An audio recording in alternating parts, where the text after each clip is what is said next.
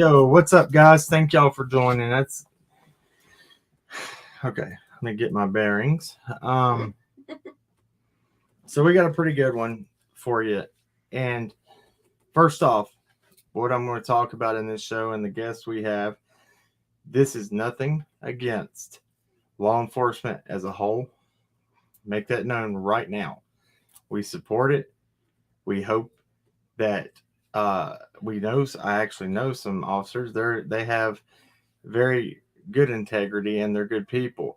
This is just the things that you don't get to hear about that I'm going to go over. And we're talking about, I have a guest coming on that one of her family members was a missing person case. And she's going to tell you just how they've kind of handled her family's case and what kind of happens around here in this area.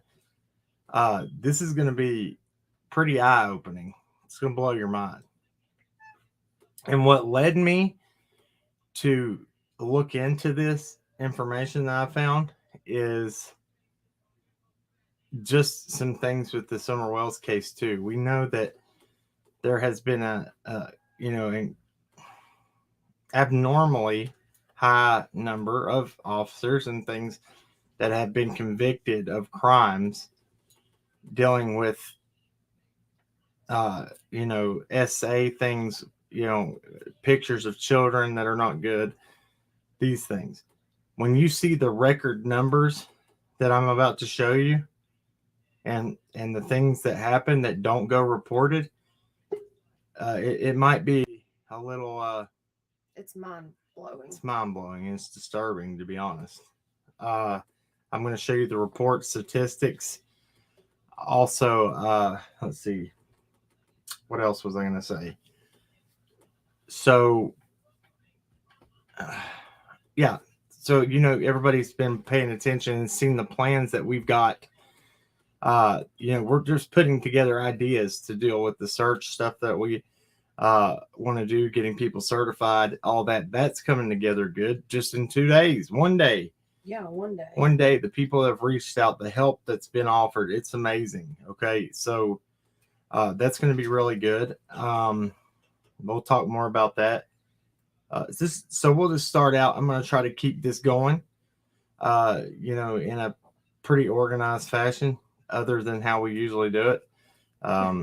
It's all over the place. So this is going to be good.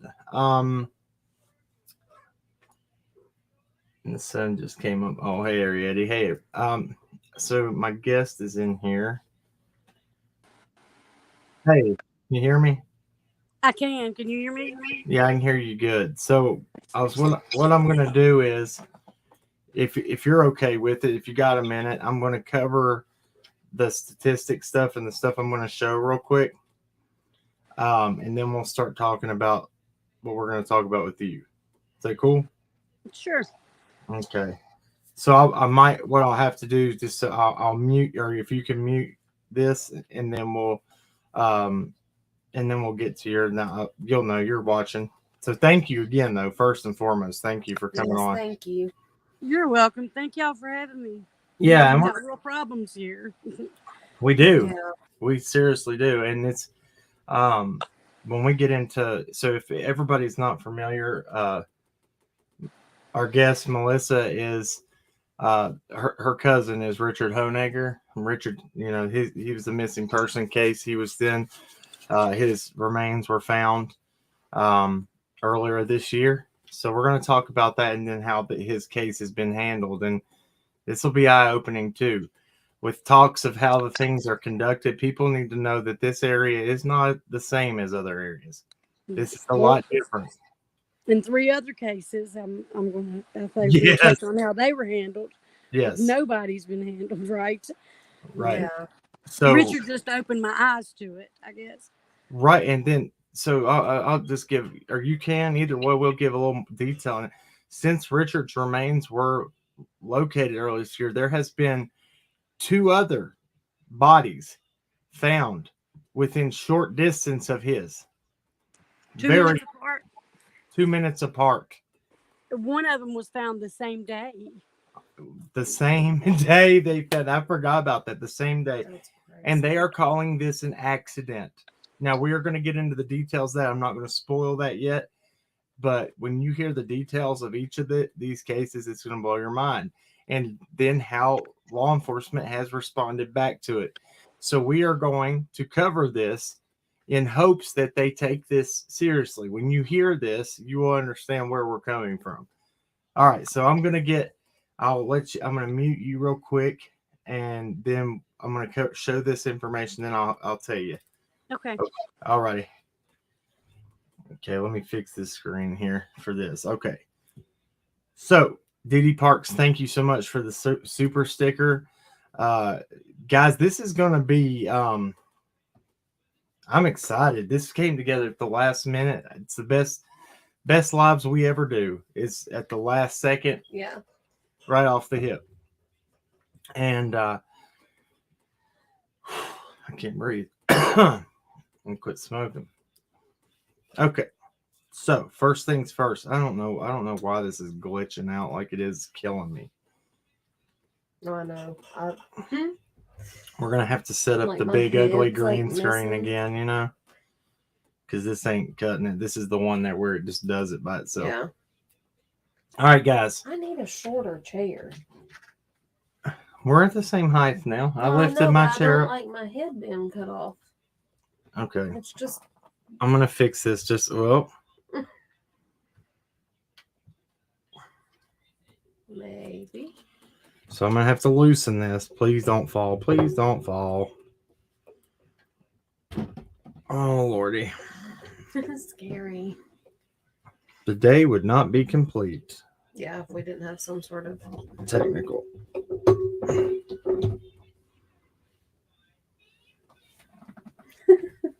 Good? It's Good. funny. It doesn't even matter because it still cuts my head off. Well, that's better than it was, I think. Okay, so let's get into it, guys. This right here. So the first article I'm going to share with y'all. Let's see, which one should I go to first? I think I'm going to show this PDF. So this is called Police Integrity Lost. This is what it's called, and this will tell you why. The main reason we don't hear about a lot of these reports in the United States is because the data is not turned over. There's nowhere to find it from agencies. And I understand that it is probably a smear on the face of police agencies, but we have a right in this country to know about these things. Right. And the reason is, in the situation that I'm speaking about now, is the essay cases that police are involved in that are out of this world. The numbers you do not want, and I've spoke about it before. An officer comes to help you in whatever the call may be. You call police. Officer comes. You have small children. They see one of your small children. They're involved in whatever conduct that is, that it's just not right. It's illegal. It's not right, and it's sickening. So they then see a child that then, sets them off, whatever you want to call it. How we should not have to worry or feel that way when you call the police. The police are there to protect you and to help you. So it's scary to think that this happens. And once again, we are not saying this about all law enforcement. Oh, I needed to do a banner. Yeah. We are just saying that there are instances where this happens. And it happens more than you would think. This is not okay. So we know we have former detectives and police that watch our show. This is not about them. We know that there are officers that have integrity, that really care about enforcing the law. But Right. What we do care about and what we are doing is talking about the truth that happens in our country. And it is breathtaking and mind-blowing. And just when I show you, and it was kind of hard for me to find this stuff.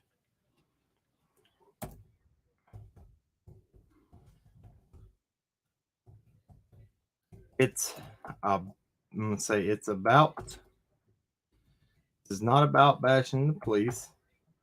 It's about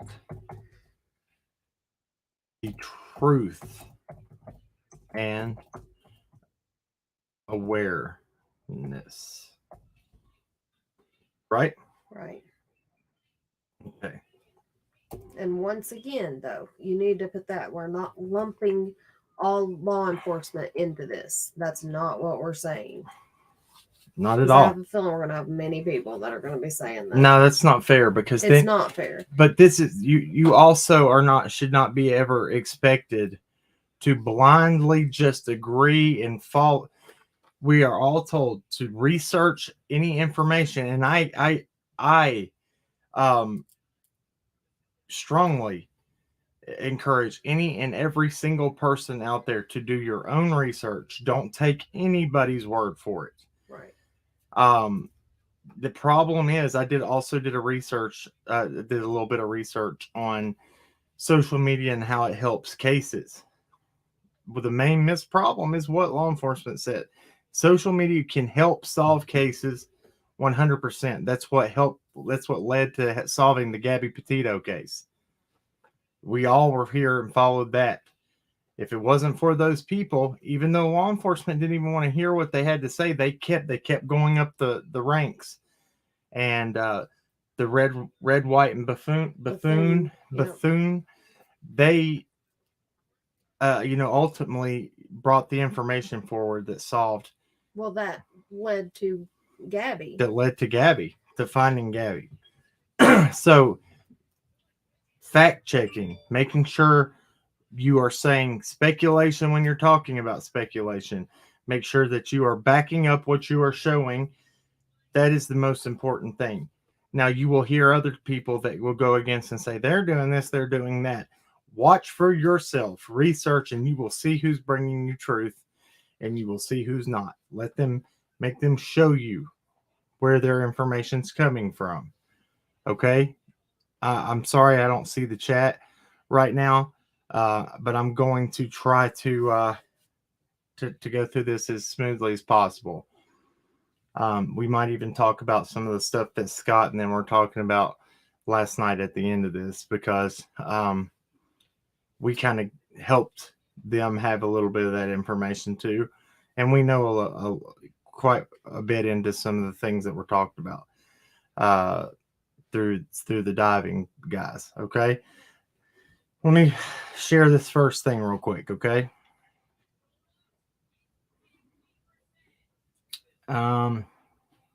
Okay, this is right here. All right. And I will give these links to these in the description. This is called Police Integrity Loss, a study of law enforcement officers arrested. Now, this is a 671 page study. We're not going to go over all that, but I will go over some very important key points. Okay. The authors shown below used federal funds provided by the U.S. Department of Justice and prepared the following final report. This date received, this isn't even current. This is from 2016. And this is where, and I've got more recent info, but this is just telling you as of then, this is how long this has been going on and prior to that date. So this report has not been published by the U.S. Department of Justice to provide better customer service. NCJRS has made this federally funded grant report available electronically. Okay. Opinions of points of views expressed are those of the authors and do not necessarily reflect the officials. A position of policies of the U.S. Department of Justice. So that's there. So let's see. Let me find where I was wanting to start at. This is just giving an outline of it. This is a quantitative content analysis study of archive records reporting several thousands arrests of police officers during the years 2005 to 2011. That's the first part of this. The primary information source is the Google News search engine and its Google Alerts emails update service. Chi-square was used to measure the statistical significance of the association between two variables measured at the nominal level. Kramer's, I don't know what that is, was utilized to measure the strength of Chi-square's association. Stepwise binary logistic regression was used to determine which of the predictor variables are statistically significant multivariate unit. Okay, these whatever tools these are, and the cases involved the arrest of 5,546 individual sworn officers employed by 2,529 non-federal state and local law enforcement agencies located in 1,205 counties and independent cities in all 50 states and the District of Columbia. The findings indicate that non-federal law enforcement officers were arrested nationwide during 2005 to 2011 at a rate of 0.72 officers arrested per 1,000 officers and at a rate of 1.7 officers arrested per 1,000 population nationwide. I don't know the math on that. Let's see. Discussions, table of contents. Arrested officers and agencies, most serious offense charged. That's where I'm going. This is where it's going to get, this right here, when I find this, where it's going to get crazy. And the next report that I'm going to pull up after this one. Let's see. Figure. SA related arrest cases. I mean, this is a big study, guys, and I encourage all y'all when this is over, if you're your free time, to go over it. I don't have time to go over it all. Right. The problem of police crime. Surprisingly little is known about the crimes committed by law enforcement officers. In part because there are virtually no official nationwide data collected, maintained, disseminated, and or available for research analysis.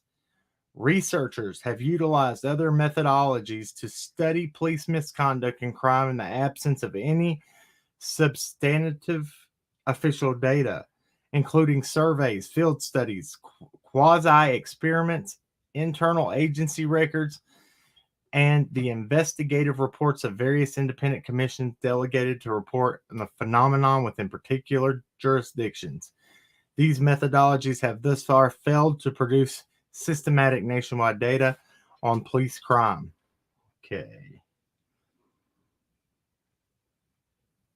Okay, the lack of data on a police crime is clearly a problem, since the development of strategies to mitigate police crime and is in the least requires that they be documented and described in some sort of systematic and generalized manner. From an organizational perspective, more comprehensive data could provide comparison among agencies on rates on police crime and subsequently contribute to the development and implementation of policies to deter police crime and lessen damage to police community relations in their aftermath. Oh my gosh. Okay, this is where I wanted to get to. The current study demands a conceptual framework that reflects both the broad range of offenses committed by law enforcement officers and the generalized nature of our research questions. Thus, the finding of the current study are organized within a conceptual framework that incorporates 5 key types of police crime. The number 1 being S-related police crimes. Number 2, alcohol-related police crimes. 3, drug-related police crimes. 4, violence-related police crimes. And 5, profit-motivated police crimes. Number 1, you see this, right? And this is, so, can I say it? You can't say that word, can you? Can I say that one? No, I don't think so. Okay, the study is okay, let me find this one right here. That goes over the same thing. let me find the. You should have like highlighted. I didn't it. have time to. I told you it was like at the last I minute know. I'm just saying. of. I got it right I here. like wrote down There it what is. page it was See, on. I was headed. There it is. I got the heading. Oh my gosh. A lot of scrolling. What are you gonna say? We're disappearing all crazy. So We are. yeah. So Kraken Asses said, warning, Kraken Cases is not responsible for any disappearing acts while on tonight's live. Sometimes you see them, sometimes you won't. I mean, I can turn the background off. You want me to do that? It don't matter. I mean, Yeah. it might be better because we're just like If it's going in and out. Really yeah. bad. Sorry. Here it goes. Let me fix that real quick. So that everybody's like, hey man, will y'all stop disappearing, please? How about that? Is that a little better?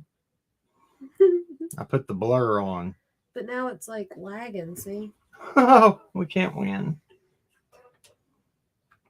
Yeah, I just watched myself move from an hour ago. All right. It should catch up. There. I can't do this. Just turn it off completely, right? Yeah, I'm going I to. think that'd be fun. What? Just turn it off completely. I am. I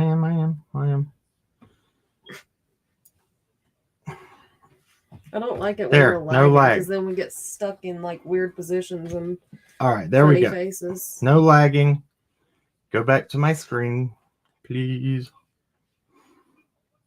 And this is the most important part. The next one is very, very engaging and it's more visually, it'll get your attention. The next thing I got pulled up. So, the two most important points in regard and the S-related crimes, including the serious nature of these events and the prevalence of relatively young victims.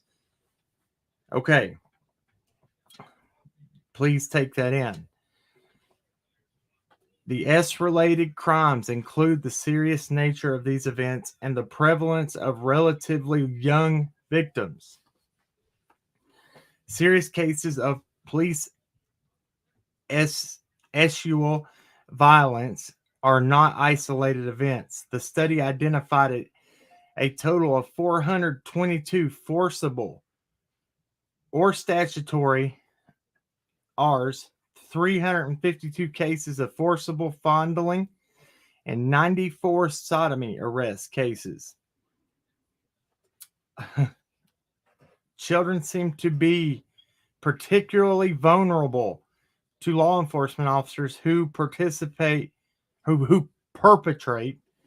S crimes. Almost one half of the known victims were children.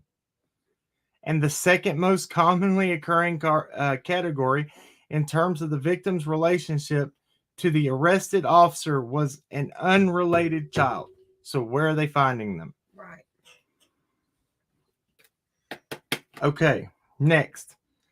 Arrested officers were criminally convicted on at least one charge in 4/5, 80% of the S-related cases in which conviction data was available.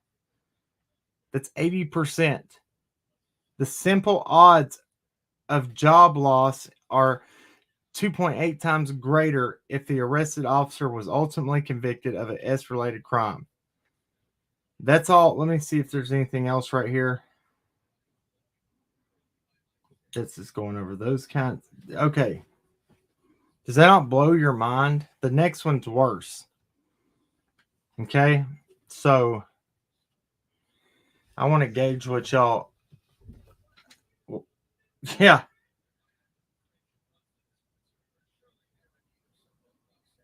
Yeah. Look, just Samantha. That's very correct. No, so let's see.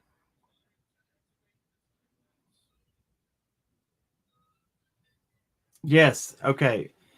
Just Samantha, I can answer that. You asked if Nita Diver still searched the pond after that. Yes, they did. 100%. One of Nita Diver's divers was former law enforcement, and he said he didn't scare me, and he said that he will not scare me, and nobody will intimidate them. They went back there, did their job, came out, And so if you're not familiar, I'm bouncing around, I'm talking about in the Summer Wells case, need a diver, went back to a pond that we pointed them in the right direction. That, let's give everybody credit. The PIs took us to a search out there. We then We found some ponds that weren't visible from maps. You couldn't see them from maps, correct? And so need a diver went out there to clear those ponds For the the PIs, investigation, yeah. whatever.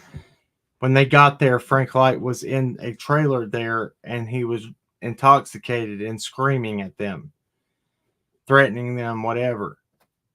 And they continued to do their job. That's what we were talking about there.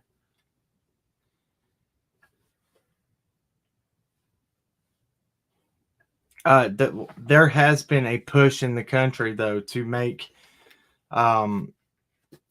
this kind of stuff more acceptable. With now, I'm bouncing back to what we're talking about: the crimes against children, and the these doctors coming forward trying to explain away that these people are. It's a disorder that makes them like children in that way. I don't believe that. I believe it's sickening, and they know better. And when they've crossed that line of knowing what's right and what's wrong, that they need to be held accountable, and they need to be brought to justice. And it should not be a slap on the wrist. What is that? I was like, what in the world? What is that?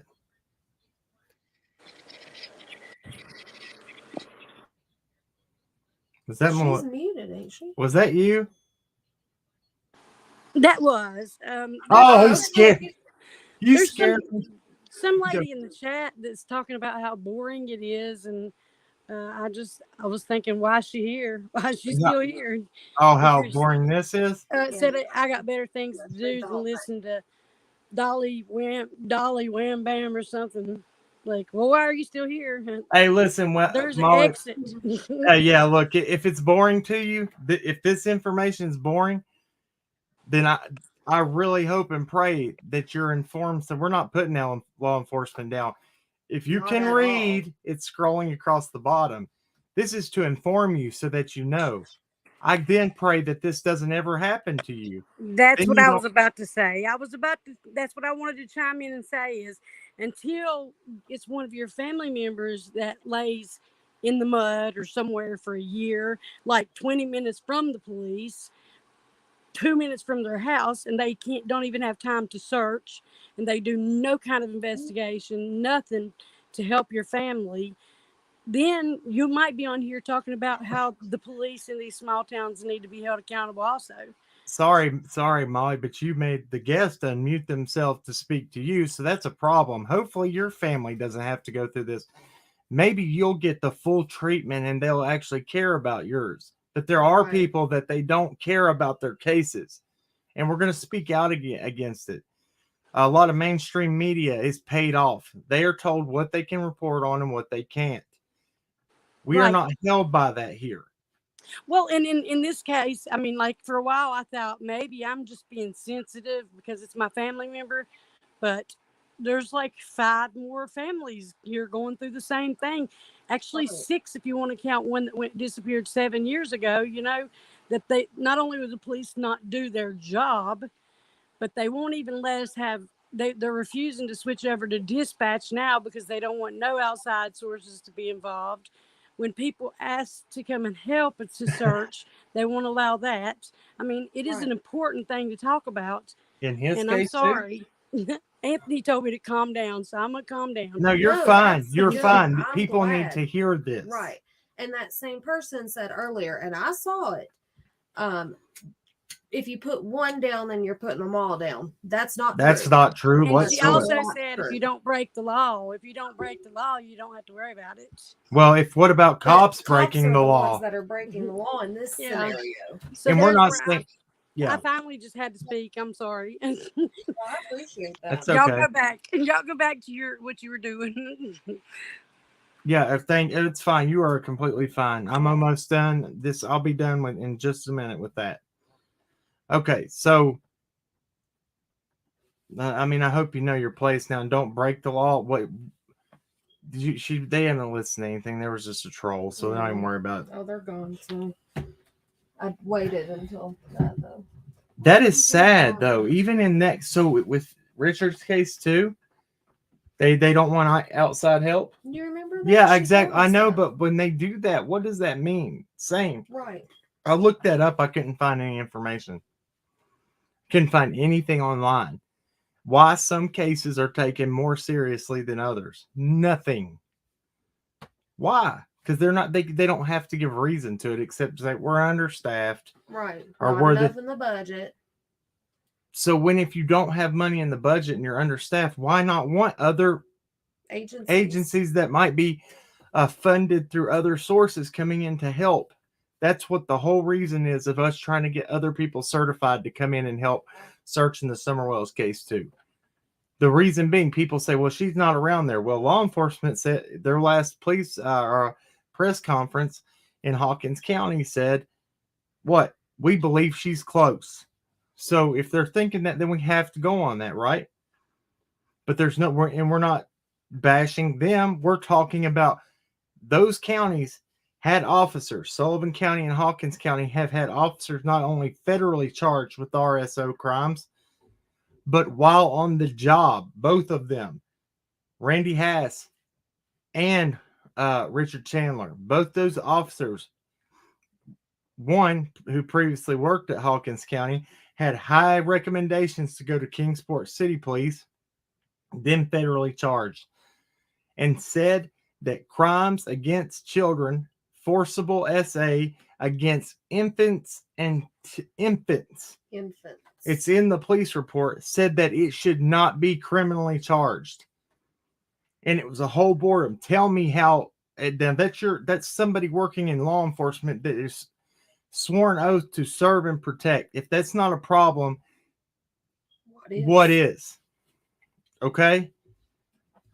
That's where I'm at. I have respect for law enforcement, and everybody wants to be able to believe that you can trust in, that's the place you're supposed to look to and say, I can trust that. I don't have to question that. But with this kind of information, you have to question everything. Correct? And it's awareness for your family members, your children, your loved ones. That's all we're trying to do. Okay, let me pull this up. Sorry, I dropped something. I get passionate about this stuff.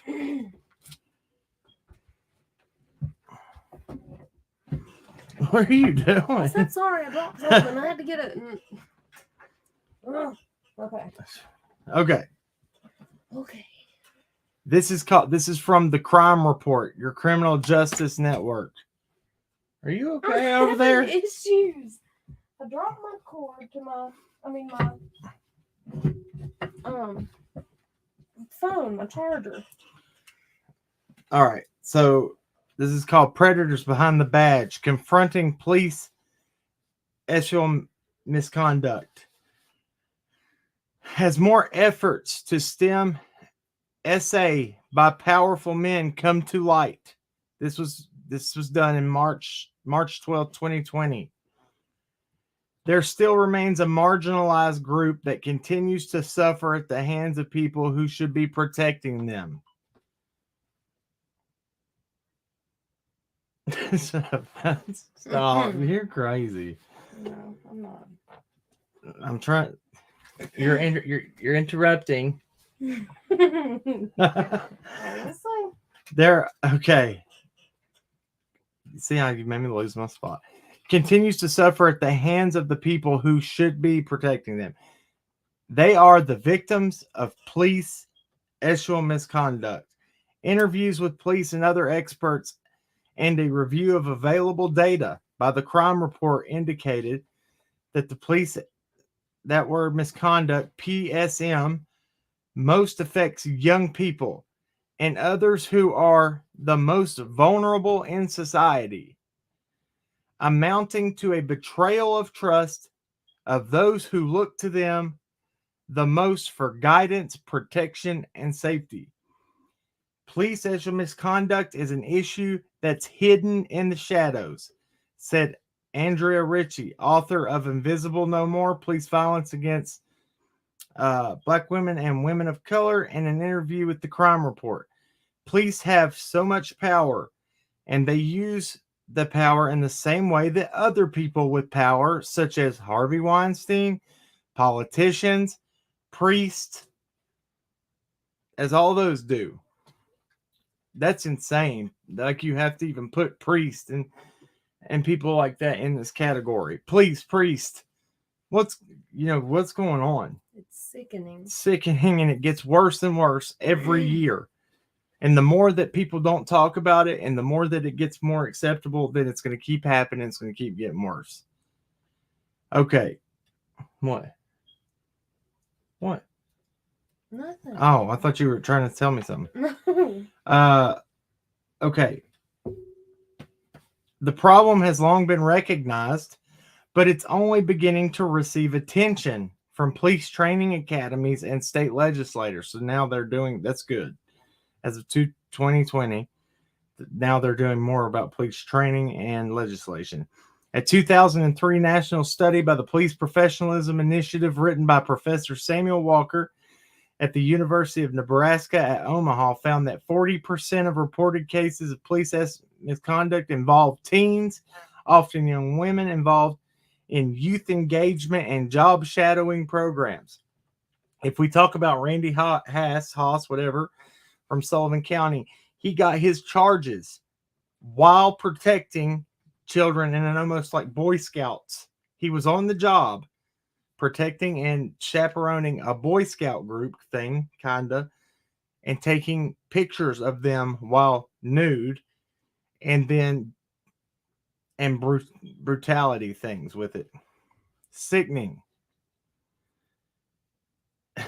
7 years later, a 2010 study by Cato Institute, a libertarian think tank that tracks police wrongdoings, found that ESHO misconduct by law enforcement generates more citizen complaints than any other factor except for excessive force.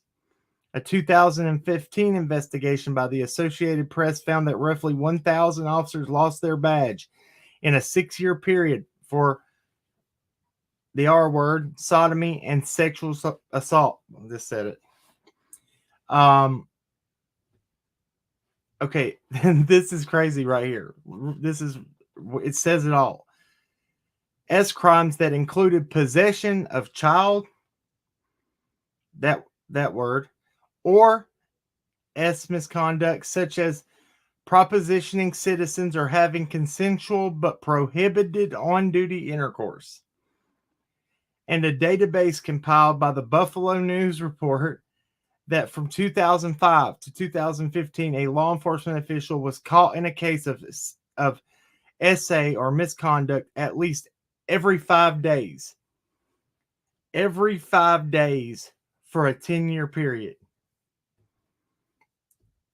So I did the math of that, and that ends up being roughly, let me pull my calculator back up here, roughly 73 a year. 73. So in that 10-year period, that's roughly 730 of these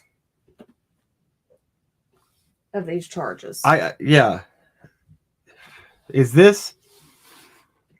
Let me get. If you find this information informative, and you think, and you see the point that we're trying to get across, you please put a 1 in chat.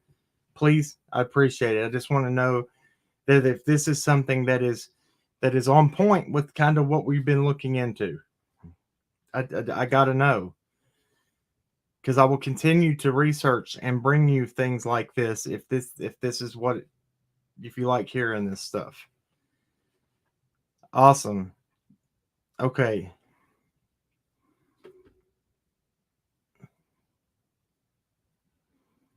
Yeah, that's a good one too, right there. What she said. Blue eyes. We've also had 3 coaches arrested the same crime. That was the thing with Richard Chandler, the officer that had the federally charged. In his little group of people on their little, what is it called, dream board thing they were posted on. were coaches that were also charged, of high schools that are people in that have responsibility over your children.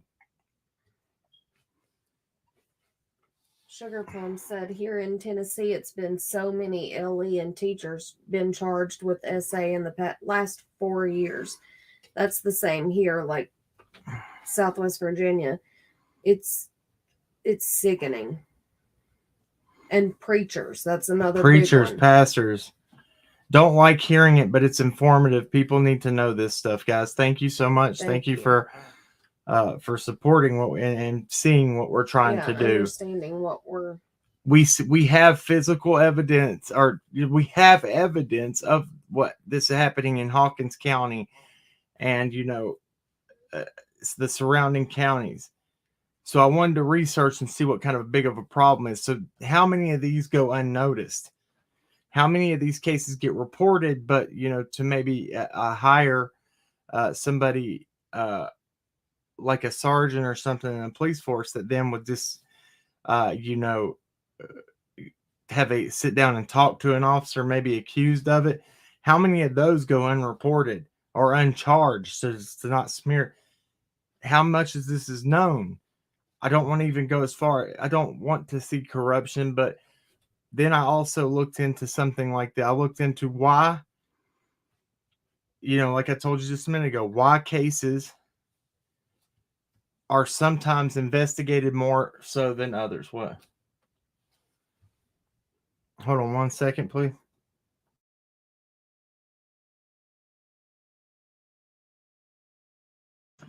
Okay. So let me here. Okay. That's all I got from that. Let me see if there's anything else I wanted to read on here before we go to the next thing.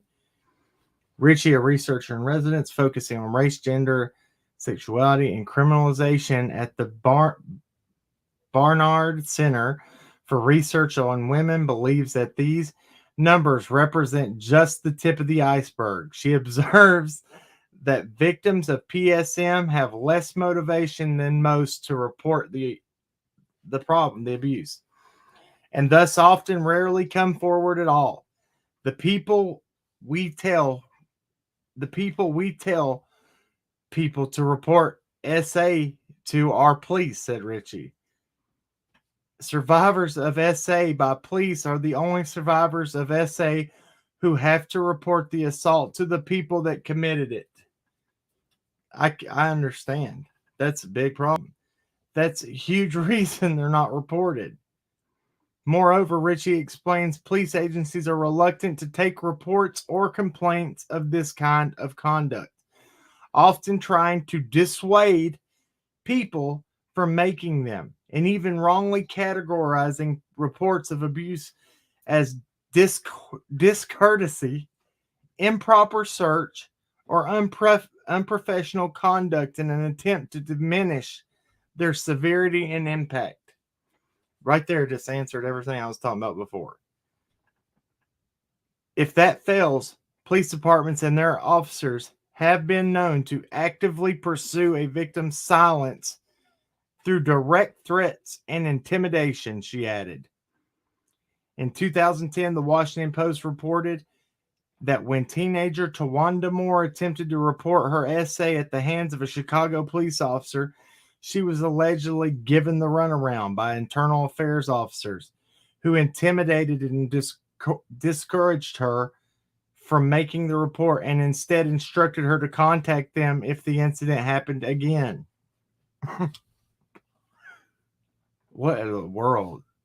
When she used her phone to record their attempts and dissuasion, she was charged with 2 counts of eavesdropping.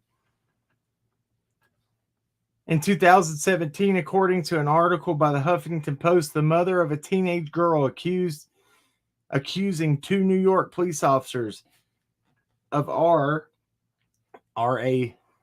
getting at, claimed that roughly 13 officers from 2 different precincts approached them while they were awaiting a forensic examination at a local hospital and attempted to dissuade them from reporting the crime. going so far as to try to push them to say that the perpetrators were not police officers at all. And in Seattle, Washington, King County Sheriff John Urquhart was accused of directing investigators not to document our allegations against him from 2016. This is the sheriff. Of actively intimidating the victim's supporters and of attempting to discredit the victims by publicly releasing her medical records, according to a 2017 report by Kiro7.com. The culture of the blue wall of silence is what conceals this particular form of police violence, same as it does for other forms of police violence, said Ritchie. A significant percentage of officers know it's happening, but they're looking the other way and not reporting it. It's just considered part of the culture. And it is a culture that repeatedly discounts reports of R and SA in general. In 2016 investigation by BuzzFeed News found that the Scottsdale, Arizona Police Department had one of the highest rates of unfounded R cases in the whole country, 46% between 2009 and 2014. The Phoenix New Times report, the FBI data from 2014 to 2017 shows that the department is still designating ours and unfounded at a much higher rate than the national average, indicating a severe problem with the way officers were there respond to our victims and investigate our cases. Where's my glasses? Because I keep closing my eye again. I don't know what you did with them. They're in the case. There they are. Got them. Okay.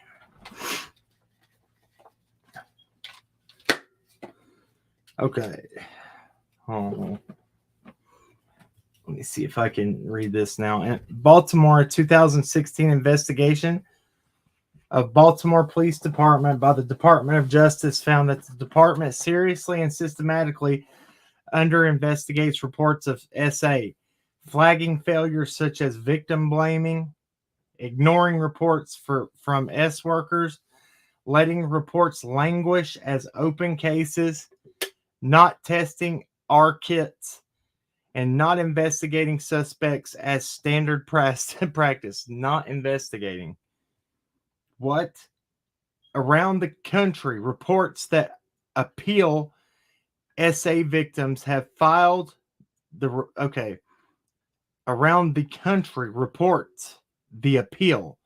I guess is that a source? Yeah, I guess it's... Okay, it's the way that's written is hard to read. SA victims have filed lawsuits against local governments and police departments for failing to investigate their cases. And this doesn't just have to be, I want to stop. This doesn't have to be just in SA cases. This is just a lot of news at once. And even for our guests tonight that we're getting ready to go over this, that's going to be really good. But this could be failing to investigate things and just trying to close cases and just trying to brush them under the rug, not doing due diligence, not asking for help. Problem. Okay. I'm getting I don't know. It's too much. It's so much extra of not doing something that's where the problem lies, if that makes sense. Okay, in many instances, victims were instead met with judgmental questions. Oh my gosh. So let me finish. I'm going to go back up here to get that read better. Investigate their cases, failing to submit R kits, and disproportionately dismissing cases or refusing to prosecute when the victim is a female.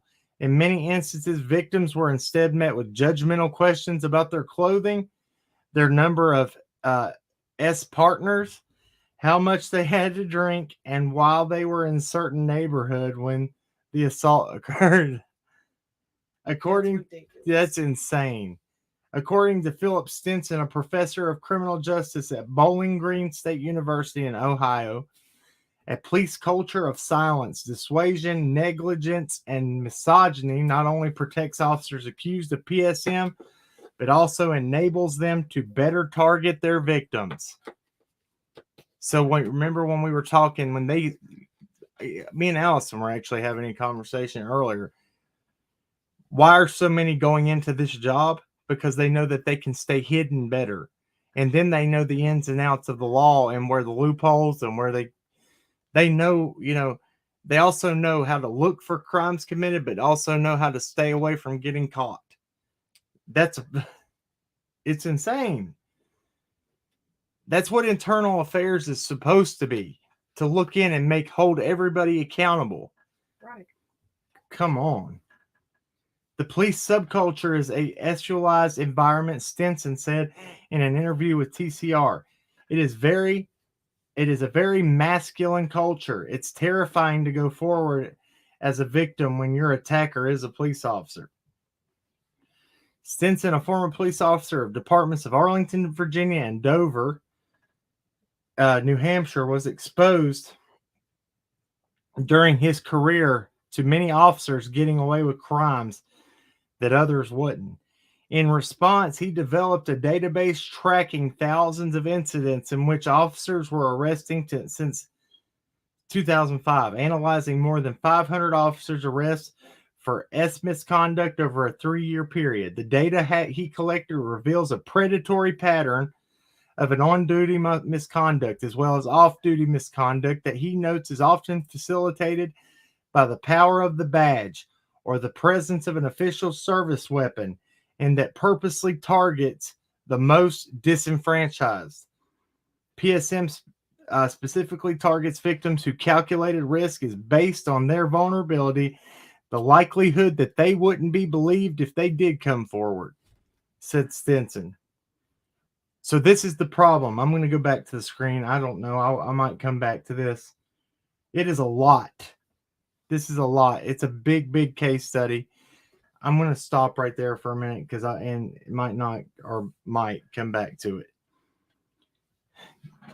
So we talk about, why people I don't know what happened earlier. I didn't listen to it. I don't know. But I heard that, and I can back this up. Why people in this area where we are local to things, why are they scared to go to the police and report things that they know? And it is a big deal here. A big deal. Melissa, if you want to help me with this?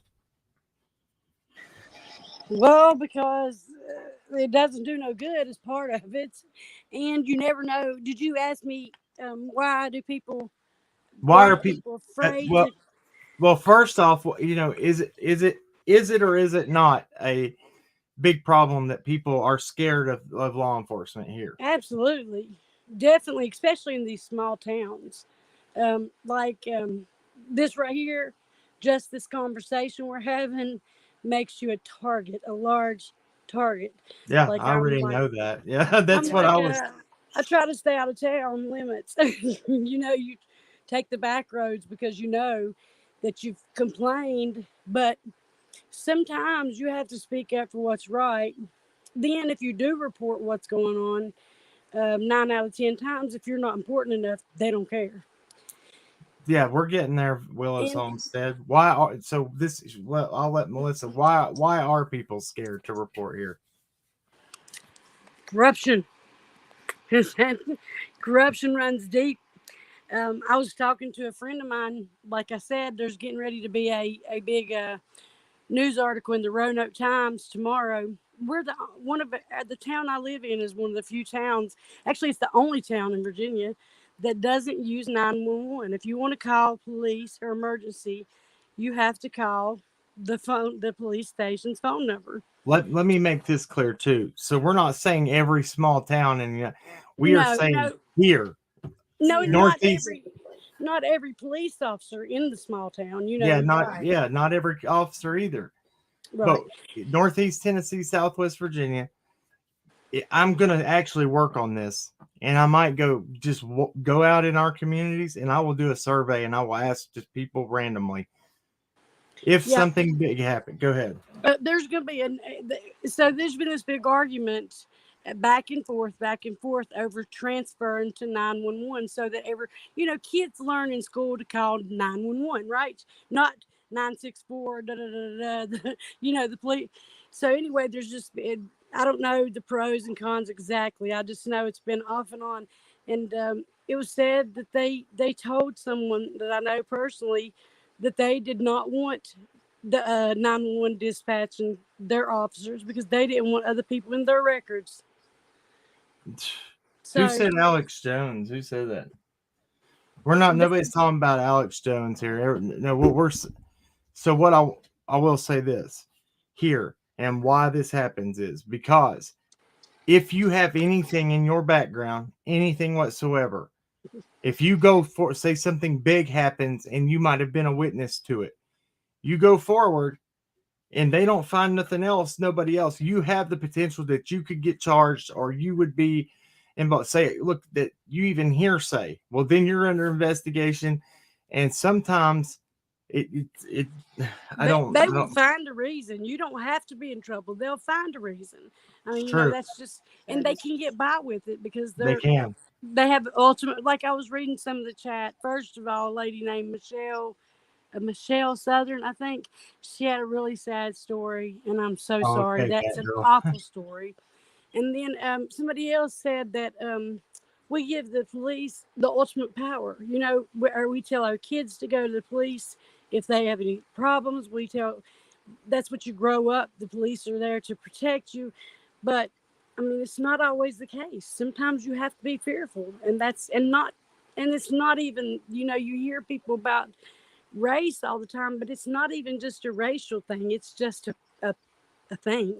And there's some good police officers. Like there's a couple good police officers here who have told our family how sorry they are that we've been treated the way we have. The way the case. I'm sorry, the Well, situation. and another problem is too, you have so many sources that people listen to that well, and like it said, the discrediting of when somebody says, well, we ask questions. Why hasn't it's like you're not supposed to say anything to even say, well, why didn't they do this? Why didn't law enforcement do this? It's because, and then you'll have even on social media, I'm not going to name names or channels, they'll say, they'll try to make even their listeners, y'all are stupid. Let them, they know what they're doing. They're doing, how do you know that with these kind Right. of statistics?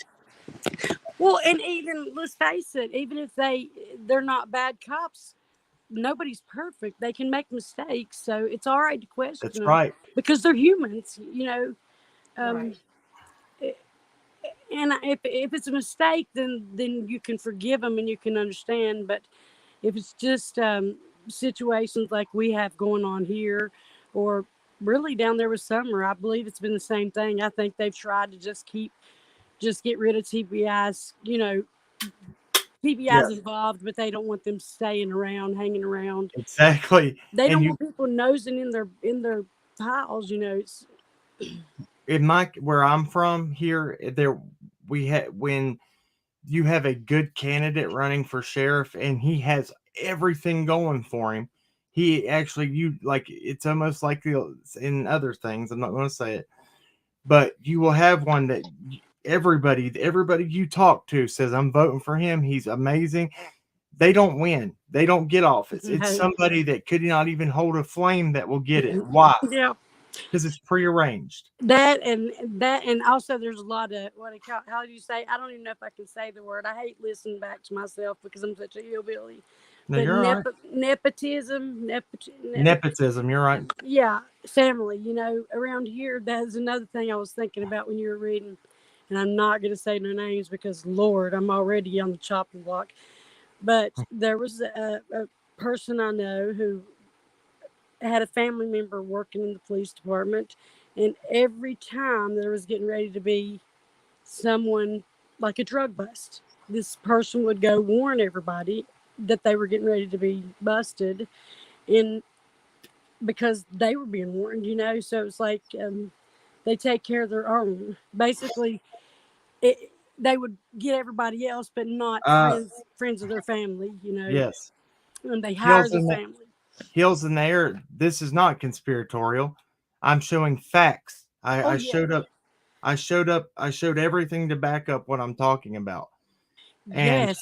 And what I'm telling you is, I mean, if I wanted to say names, I could say names.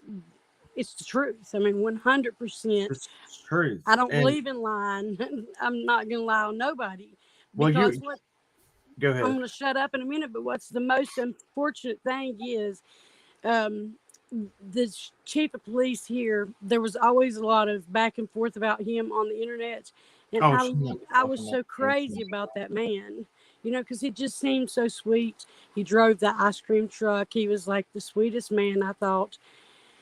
And I was so defensive of him all the time. And then it's like whenever this happened, and I kept going to him or calling him or messaging him, and I kept finding out things that they just weren't doing. They weren't doing nothing. And then it was actually just so disappointing to find out that he was not who I thought he was.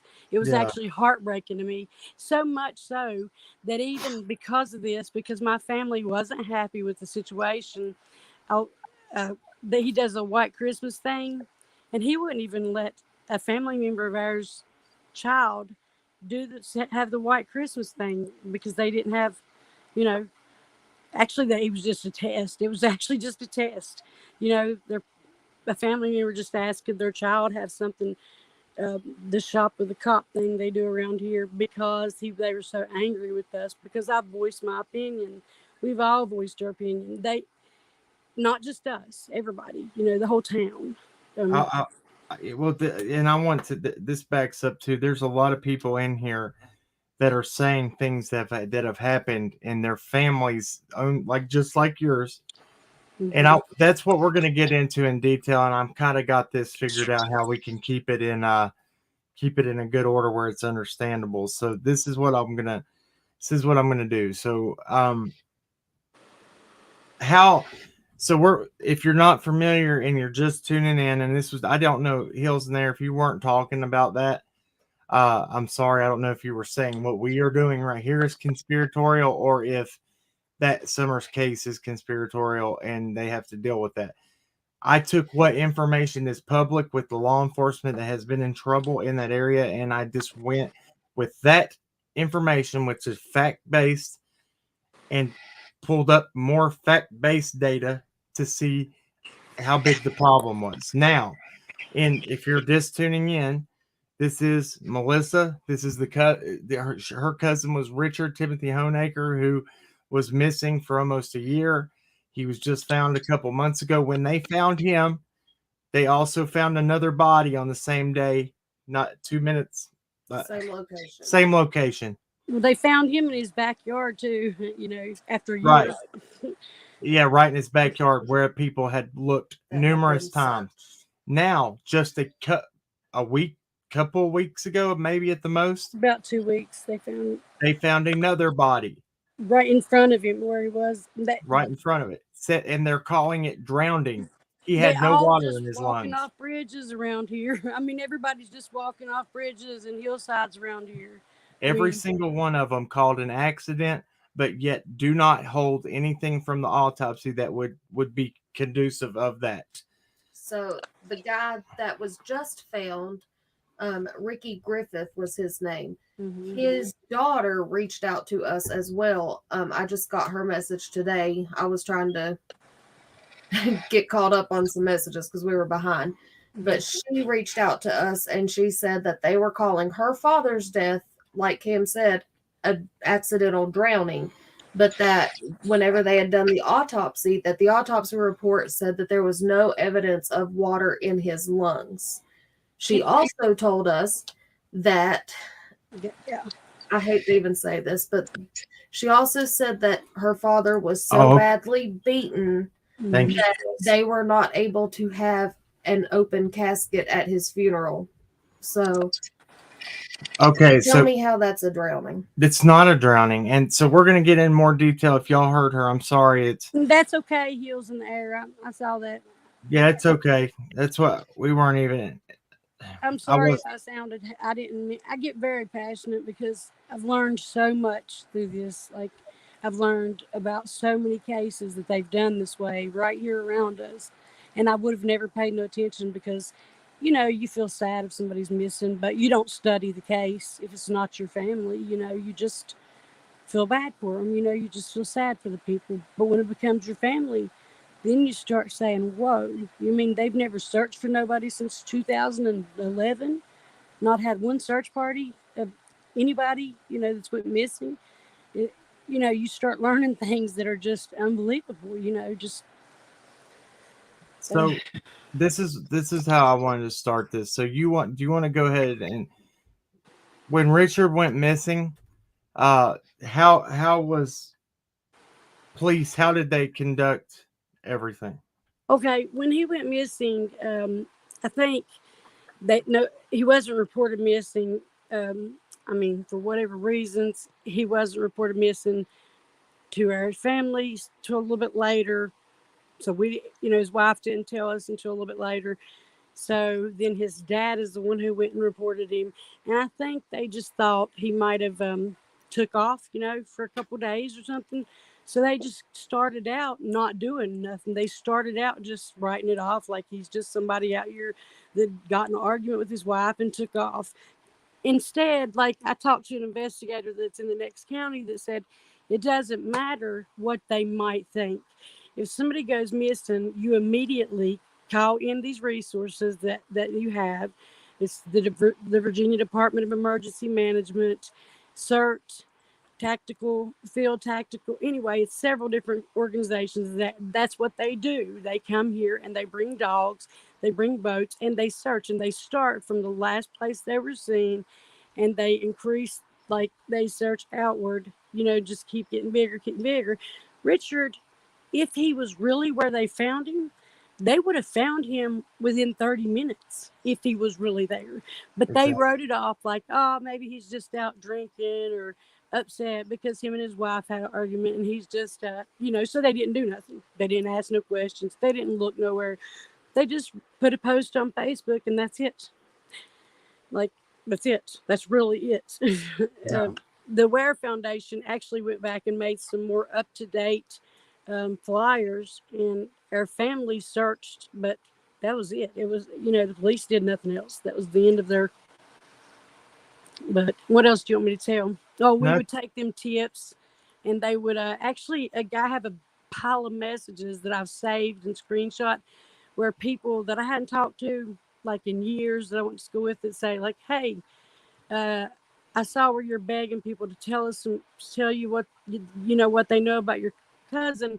Well, I was in jail with these two guys, and these two guys told me that they killed him. They told me that they beat him, and I called the investigator that's in charge as soon as I got out of jail, and I asked him to come to my house, and he sit down in my living room, and I told him what they told me, and that I didn't want no reward. I wanted nothing for it, just to help an old friend. And he blew me off. He didn't want to hear it. He told me, he's just took off on the run. He's just taken off. He's all right. He's not even, at the same time, me and his sister had a long talk with the chief, who told us they already knew or were operating under the assumption that he was deceased because of how many different people had told them the same story that these two guys. But anyway, there's the big gist of it. The investigator didn't want to hear it. If you took something to him, he didn't want to hear it. that's sad. Did they did they refuse outside help? I think Well, yeah, the Ware Foundation, Kenny Gerald, he he's out of Gabby, Virginia, right? yeah, and he Gabby Petito's dad gave him a great big like donation because he helped Listen to this, them so guys. much. He was such a great help to them, that Gabby Petito's dad made a big announcement about how great the Aware Foundation was because they put everybody in the same class. They didn't just look like they didn't look harder for Gabby than they did Richard. As a matter of fact, this man has been in contact with me till today. Still, he had the director of the VDEM. They said all we're waiting is for the police, the local police, to approve it, and we're ready to bring every resource we have in, but they won't approve it. We can the National Missing and Exploited out of North Carolina. They sent an email, asked could they come search. They were told no, they had it under control. This was the very first 3 months. They refused any help. I Then did. Go we ahead. heard that we found some bones that looked like human bones. They sent Yeah, a I BC. remember this. Yeah. I remember. We called him because these people said, "Hey, we know your cousin is missing. We know that it happened. Maybe that he was maybe close to this area, and our dog keeps bringing bones up that are like way too big to be an animal. We just thought y'all should come and get him." So I called the investigator and asked him to go get him.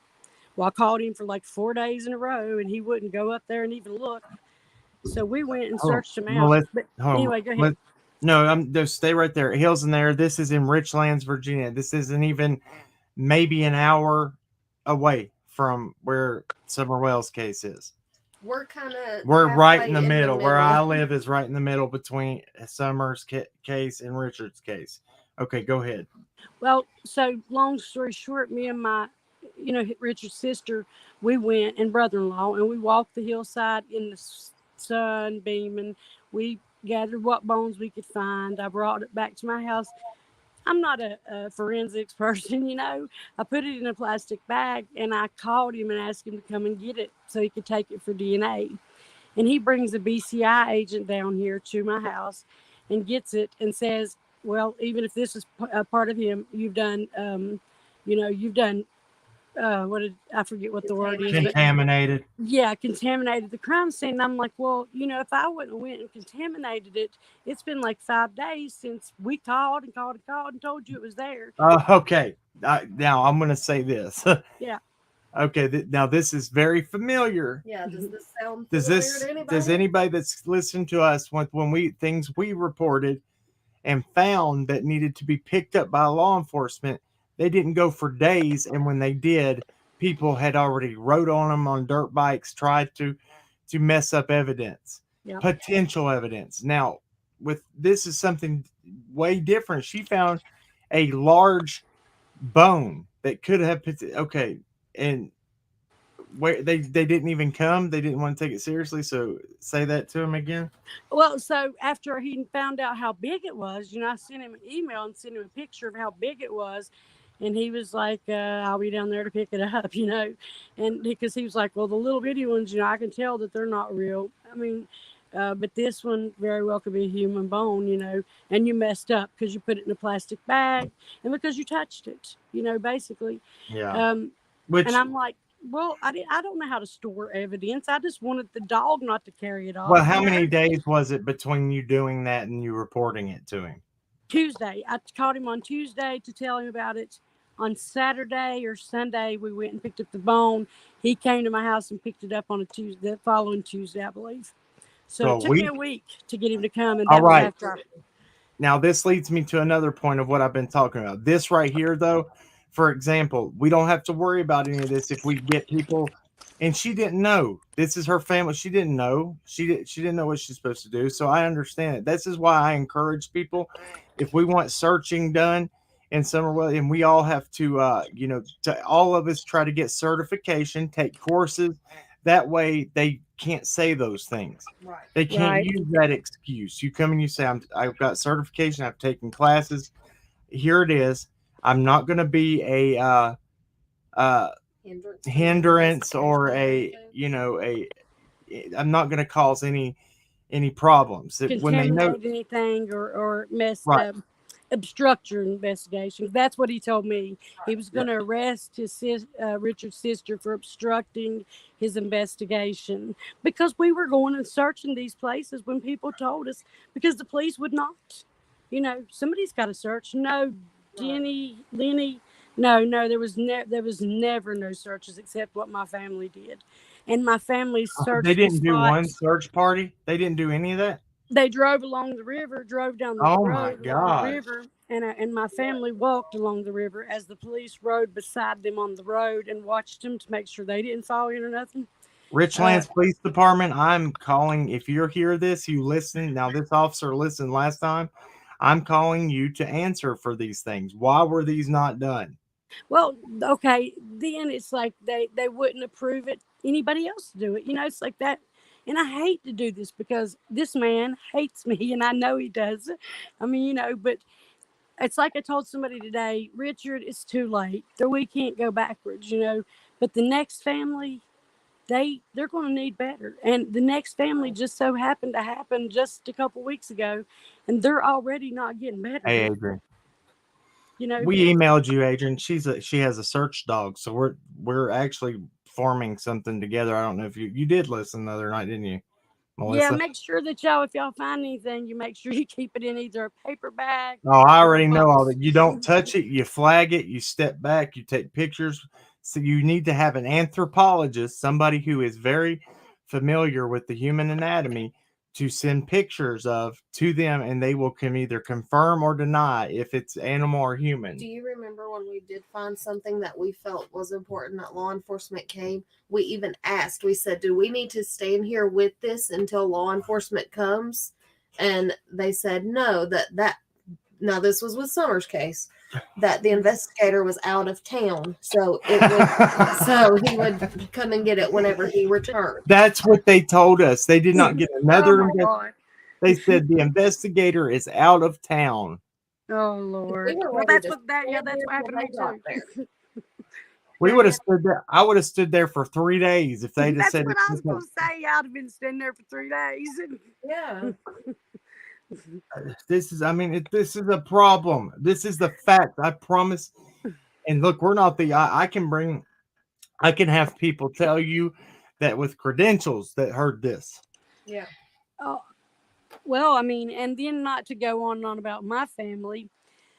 A No, that's young what this Yep, is yep. about. This is what that's what right. this is about. Well, an 18-year-old boy went missing like 3 years ago. He had met somebody on the internet that he liked, and I think that he was, sort of young, immature for his age, because his mom tried to say that's why they needed to look for him because he could have been lured off. Well, he went out his window in the middle of the night, I don't, he just left, and they never found it. He just disappeared.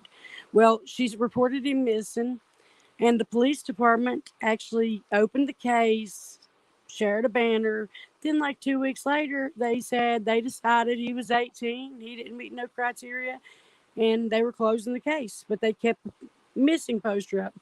His mom, that she spent 2 years thinking that he was dead, and I get it. I get it that uh, he's 18. But if he's not got the maturity of an 18-year-old, the police don't have to say where he's at. They could have looked at his IT, their IT guy could have tracked him down in 2 days.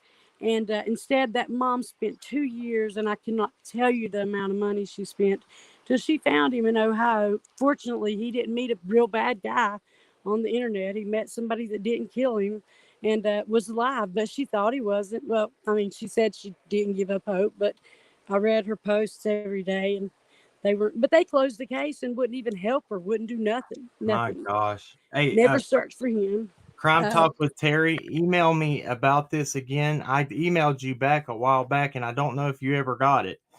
Email me again, and I will talk to you. We'll exchange numbers because I want to find out. I want to get this Peace River K9 search and rescue involved. I would like to reach out to them about some stuff. One more thing. So, what was I saw? Somebody said something down here. It was a question in the chat. They don't want rumors to get started this way. Did somebody say something about Cam has a brother that's in SWAT? No, I do not. I saw that. Hold on, let me find it. I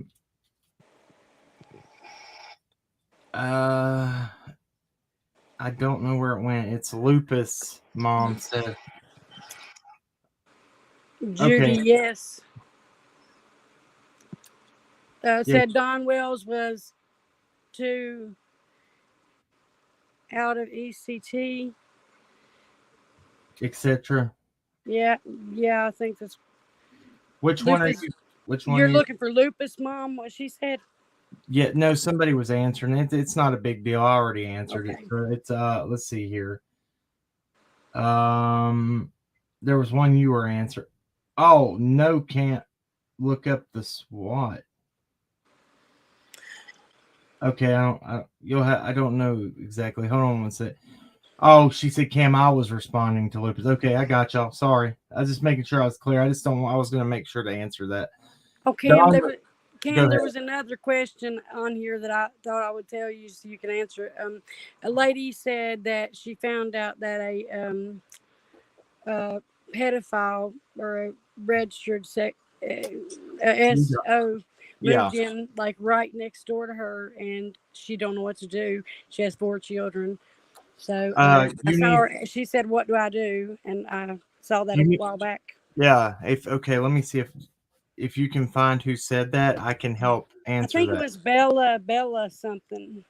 Okay. Let me find that one. Okay. Is it Bella Vita? Bella Vita. I'm not sure. I saw that. I'm not sure if that was the end. I know it was Bella something because I was trying to remember the names like that. Michelle Sutherland had a story about she was. Okay. Whoever asked that question, I'll tell you this. Call. You need to call your local law enforcement because you have to do that. Let them be aware of who moved in next to you. Tell them that you want to speak to somebody face to face. You gauge that in that conversation and how serious they are taking it. If you do not feel confident in what is being told to you, you go to that officer superior and you ask to speak to them. And if you don't feel confident with that, you keep going up the chain till you find somebody who does take it seriously and they don't just fill you with hot air. They show they show you instead of telling you. They show you how they're going to do things. They are going to make, actions speak louder than words. Always, don't give up. That's the thing. Don't give up Right. till you get the results that you need and you feel that make your family safe.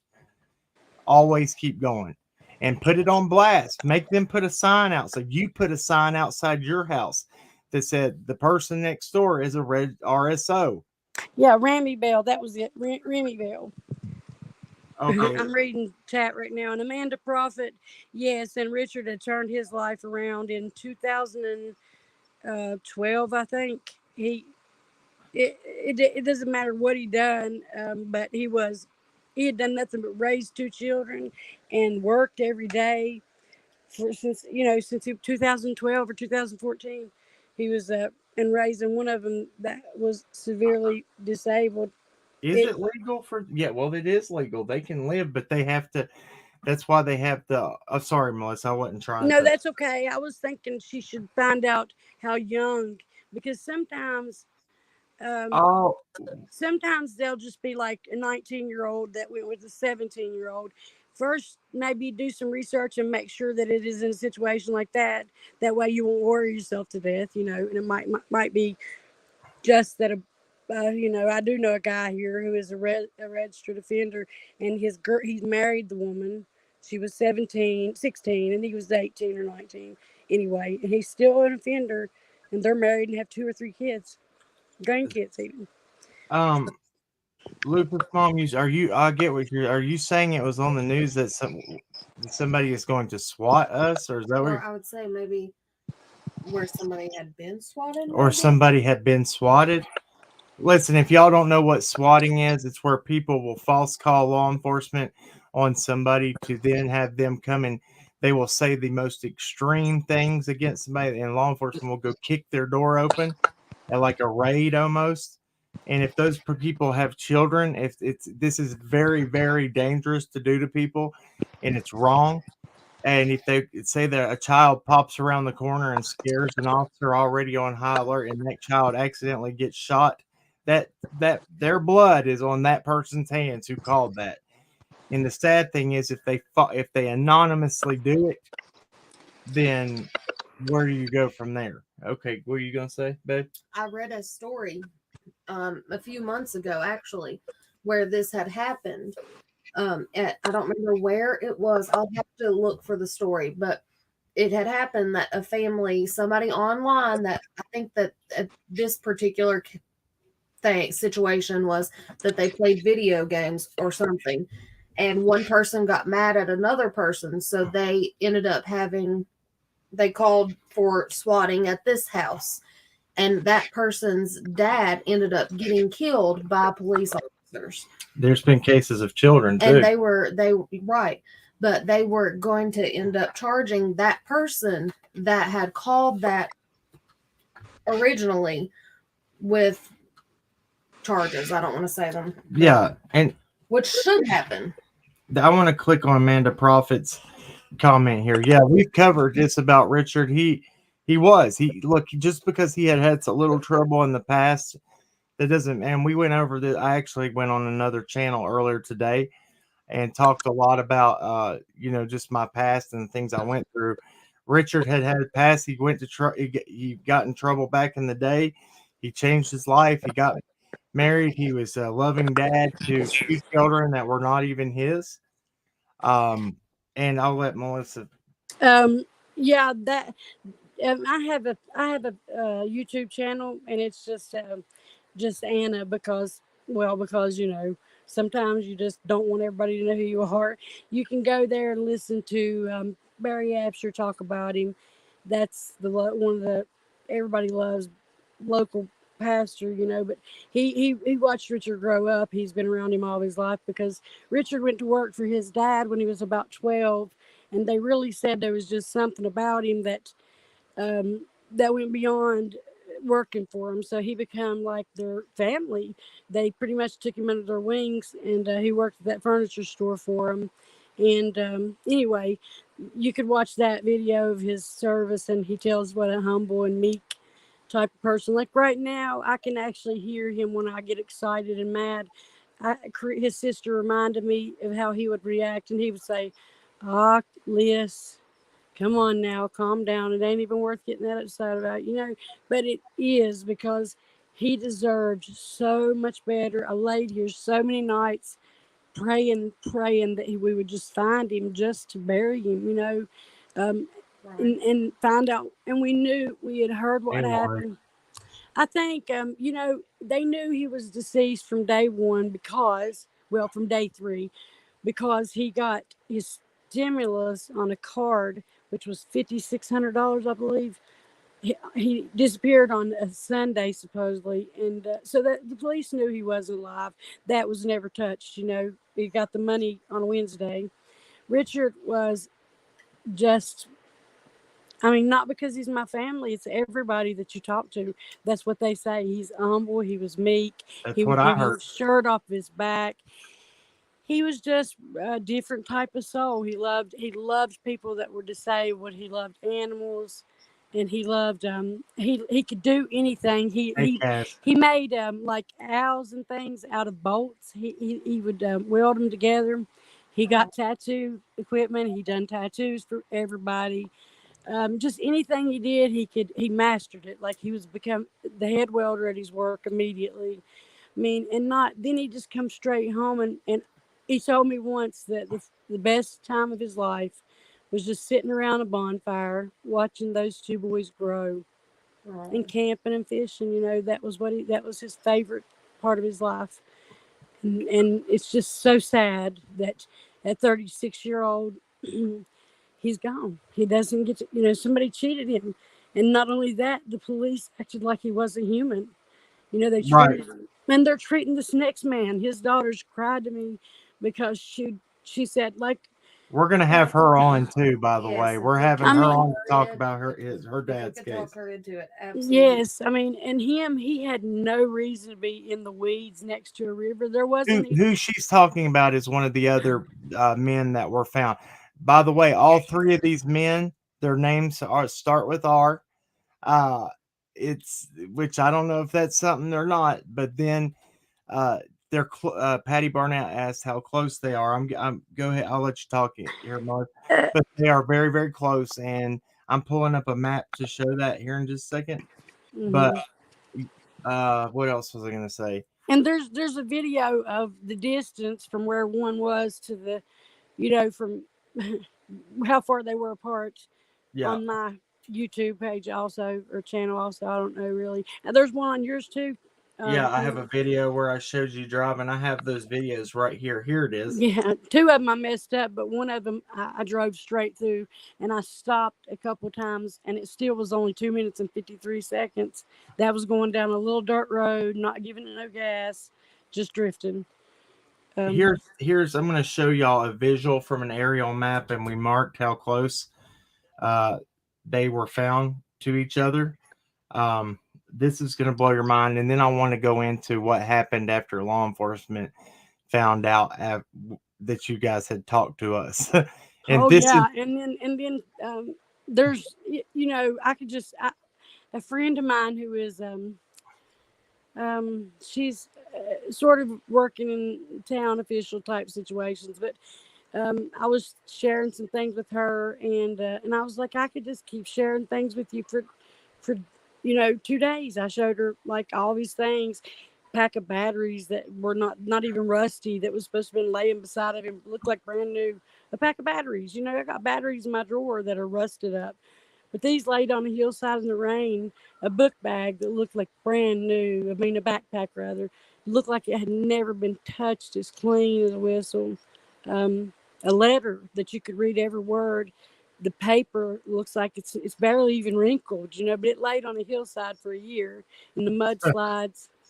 Just crazy. and I showed pictures of all these items when Yeah, and I mean, there's some of them I hadn't sent to you yet, but I figured after I get his I mean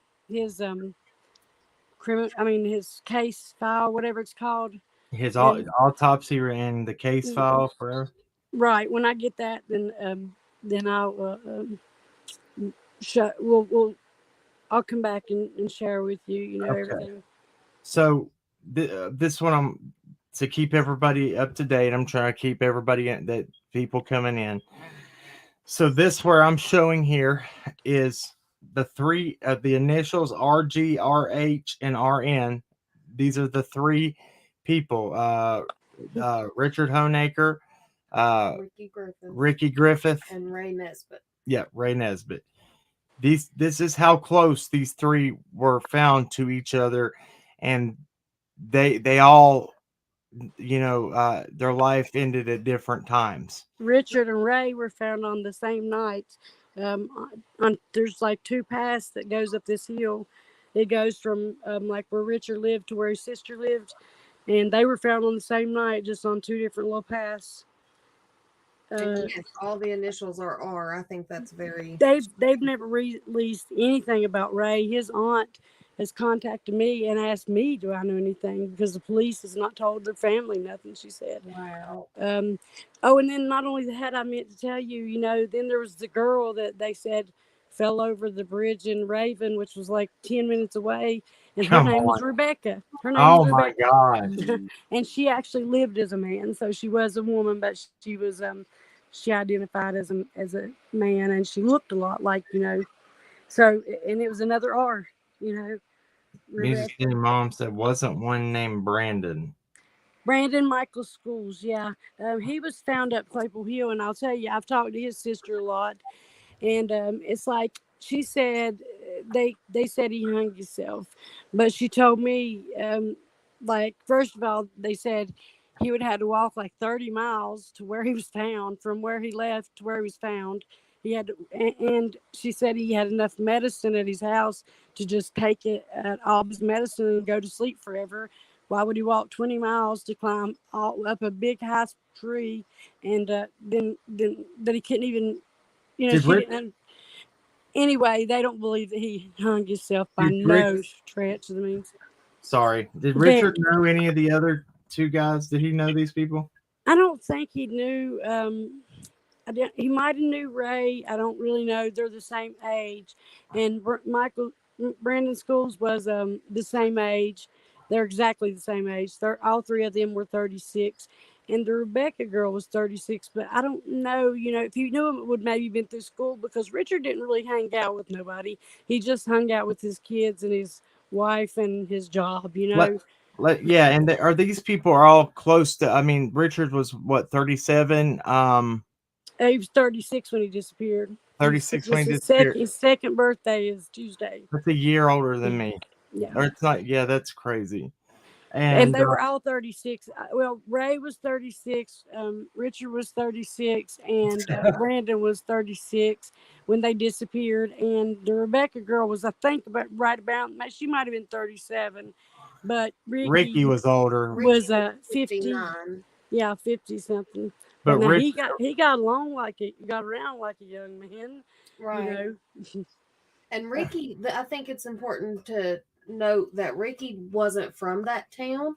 He Well, actually was from a neighboring town, but I will say this from experience because I actually lived in the town he was from when I was growing up as a child. And if you want to go to like Walmart or anything, you have to go to Richlands to be able to do that. That's where you go to shop and things like that. So, right. And he had just moved down there like I don't know, maybe his daughter could tell you, but it's not been that long, like maybe a year. okay.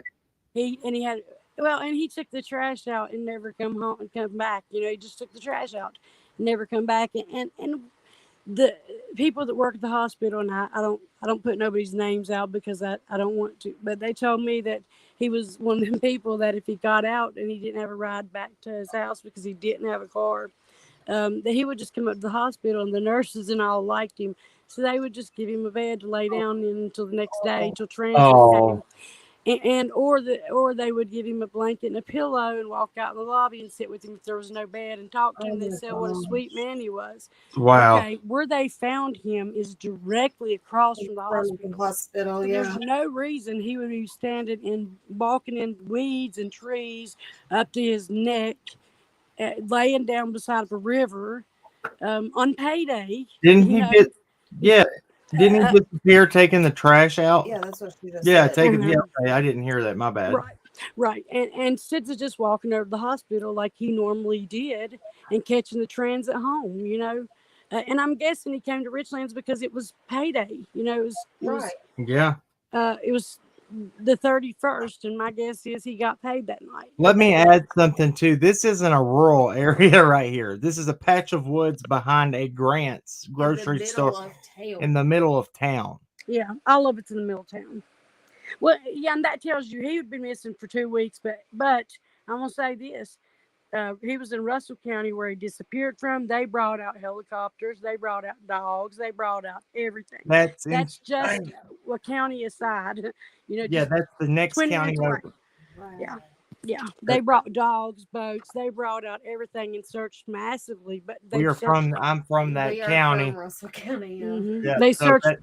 where he was, where And he lived. You know. I've talked about previously how my grandparents were on the rescue squad, and I remember anytime that somebody was reported missing or a child had walked off from their home or something in that area, Russell County is very proactive with that. They And that's are. one thing I am very proud of.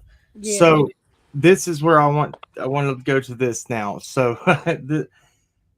this is what I'm telling you makes a difference. Now, if I'm going to lead up to this, and I'll tell you when you do right with your social media accounts, when you have a channel, if you do right, then when people go and speak to certain people, it causes ruffle or feathers to be ruffled.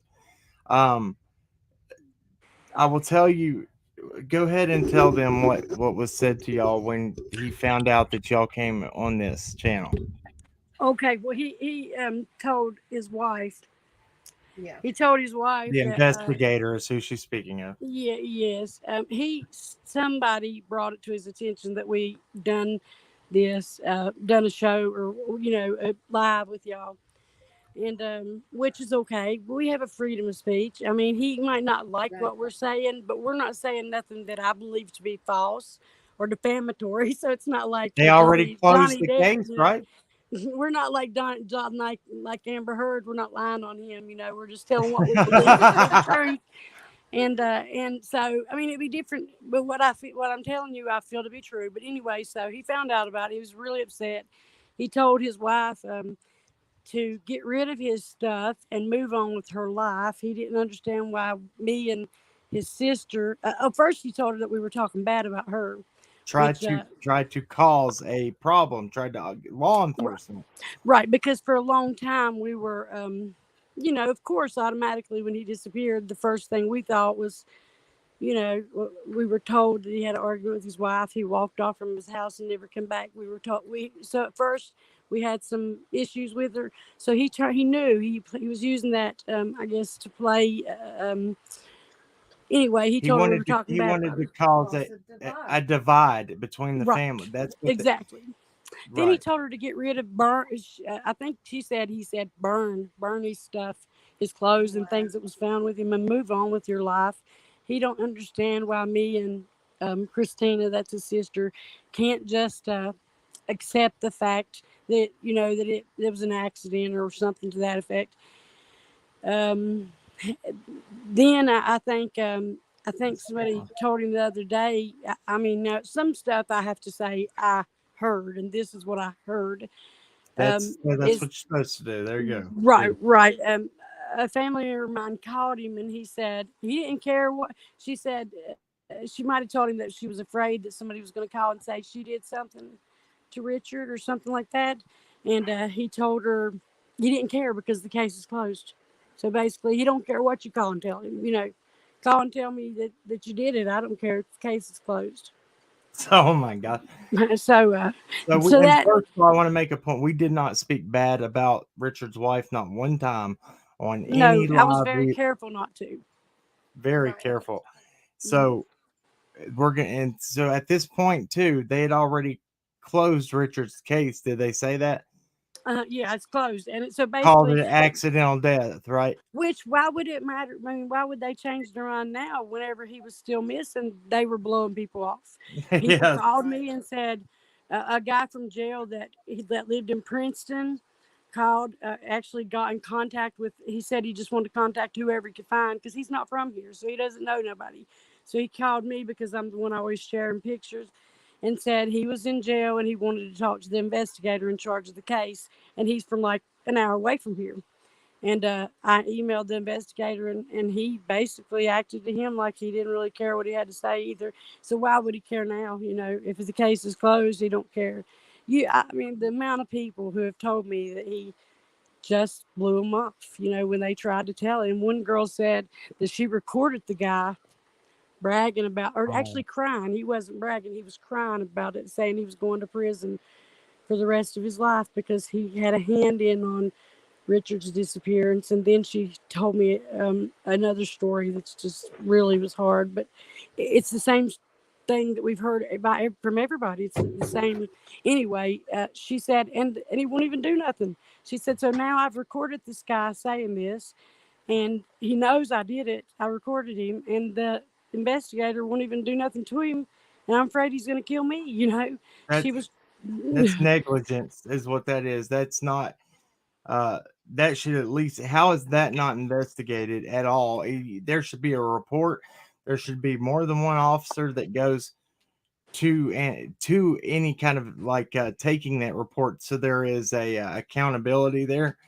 Right. Also, uh, Hills in there. I saw your question what the autopsy results are. We're getting ready to get to that. Crime Talk with Terry. I thank you so much for the email. I will get back with you, and yes, we will pray for you. That you. I'm sorry you have COVID. That sucks. Yeah. And I Um, want I want to say this just for the sake of, maybe, I don't know, try to give the man just a little bit of props. There was a lot of lies told to him at the very beginning. That right. was the Okay. only thing I can say is, a lot of people lied You to him, give and I'm credit where credit's due. right, right. So I'm gonna give him that credit, that he was told a lot of lies from a lot of people that probably sent him on a snag. He probably, um, that probably hurt. But either way, once he figured out that he was deceased, and they knew that within a week because he didn't try to touch the money, and they were watching that, then he should have said, okay, I don't care what anybody says. I don't think he's just out running around. He didn't have no money, like $100 on him. He's a grown man. If he had $5,600 in his wallet, he would be using it. Exactly. Right. um, uh, anyway, but and it's I had never had any real dealings with this officer, this investigator, or whatever. So my feelings toward him are not personal. They are now, I guess, but they Well, weren't. You know, didn't he say he didn't like you to he people? said he didn't like some of our family. He said that Why is that important at Yeah, all? that's because it's a irrelevant. small town. You know, it's a small Exactly. Right. town, There's the yeah. Thank you. and everybody thinks they know everybody. And you know, and I'm here to say none of us are perfect, but None. Right. all Nobody. of us have worked real hard to become the best we can be. You That's know, right. that's the truth. You know, every Right. one of us. Um, when we were younger, we had issues. Not all of us, but you know, some of us, and that's probably who he's referring It's to. how you are today and then moving forward from today, take day by day. Because today, look, this is a problem. Josh For the from the last lab, 50 years. right? Well, Josh from the lab had did something the other day, and he said it stuck out to me. He said, when somebody comes up to you and tells you, "I'm a good person," be on alert for that because you don't have the right to call yourself a good person. You can say I do my best to be a Yeah, good person. yeah, You don't get to say who you are. Now, if Right. you're a very good person, people will say that about you without you even Yeah, having to you worry don't about it. have to say it. right. That Right. stuck out to me so much, and I was like that's real. That's good.